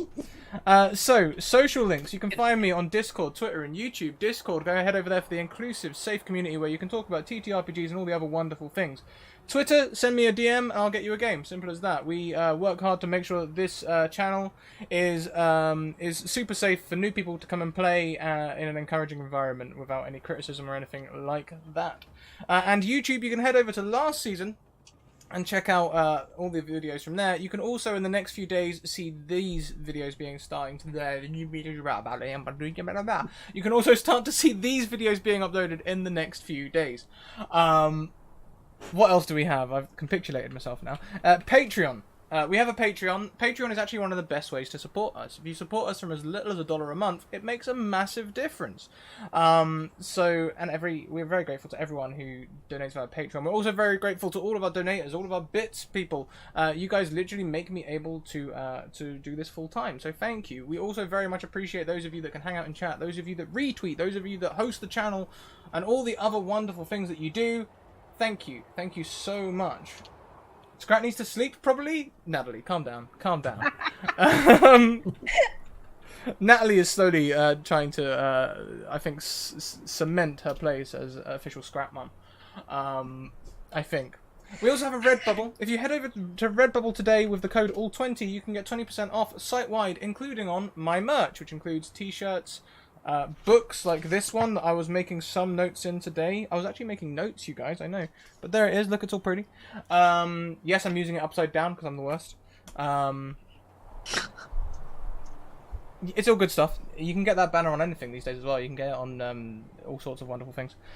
We also have sponsors in Bird in the Storm Publishing. There it is. Some people giving you shit about merch, Sheepy. Go on. No, I just get crap because I don't have merch and I refuse to do merch, and then yeah, there you go. It's not happening, guys. Okay. Well, yeah, we also have a sponsor in Bird and the Storm Publishing. Head over and check them out. We played one of their modules recently. They are a publishing company that writes modules for D&D 5e and other TTRPGs. We can expect to see a whole bunch more content from them in the next season. Also, we are sponsored by Mage Hand Press. If you are around on Thursday nights at this time zone, 10 PM to 1 AM EST, you can see Completely Legitimate Business, a Dark Matter Alpha campaign, which is essentially a D&D expansion to allow for sci-fi. Any sci-fi that you want to see, you will probably find in that book. A lot of people who like, I've forgotten the name, but I played it a ton. Mass Effect, see Mass Effect a lot. When I looked at it, I saw a lot of Red Dwarf. I guess that's just the kind of guy I am. There's also Star Trek, Star Wars, Doom, Farscape, you name it. If you're looking for it, you'll find it in that book. And we also have some other sponsors as well. If you check out our panels, you can get discount codes at erassevad.com. Did I do it right? Did I do it right?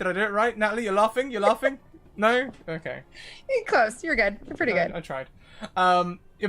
Check out the panels at erassevad.com. You can get yourself a 10% discount using the code Scraticus. At tabletoploot.com, you can go and buy yourself some dice with a 15% discount using the code Scraticus Academy. And if you head over to Rue Inc., you can go and get yourself a map or a cartography course taught by Devon Rue herself for 10% off using the code Scraticus. So check all those out. We are going to go on a little raidie-roo. We're going to go and say hello to an artiste. An artiste who does memes. That's what we're going to go and say hello to today. Her name is Glitchbutt. That's where we're going. We're going to go say hi to Glitchbutt. We could use a raid cry. I saw Tater saw that he wasn't now feeling those, which is understandable. Do we have a raid cry out of the players? Do you have a raid cry you'd like to take across? Something that one of you shouted out, maybe? I can't remember what I shouted. I need a big stick. I need a big stick. I need a big stick. That'll do. Yeah. With a name like Glitchbutt, I'm sure they'll appreciate that.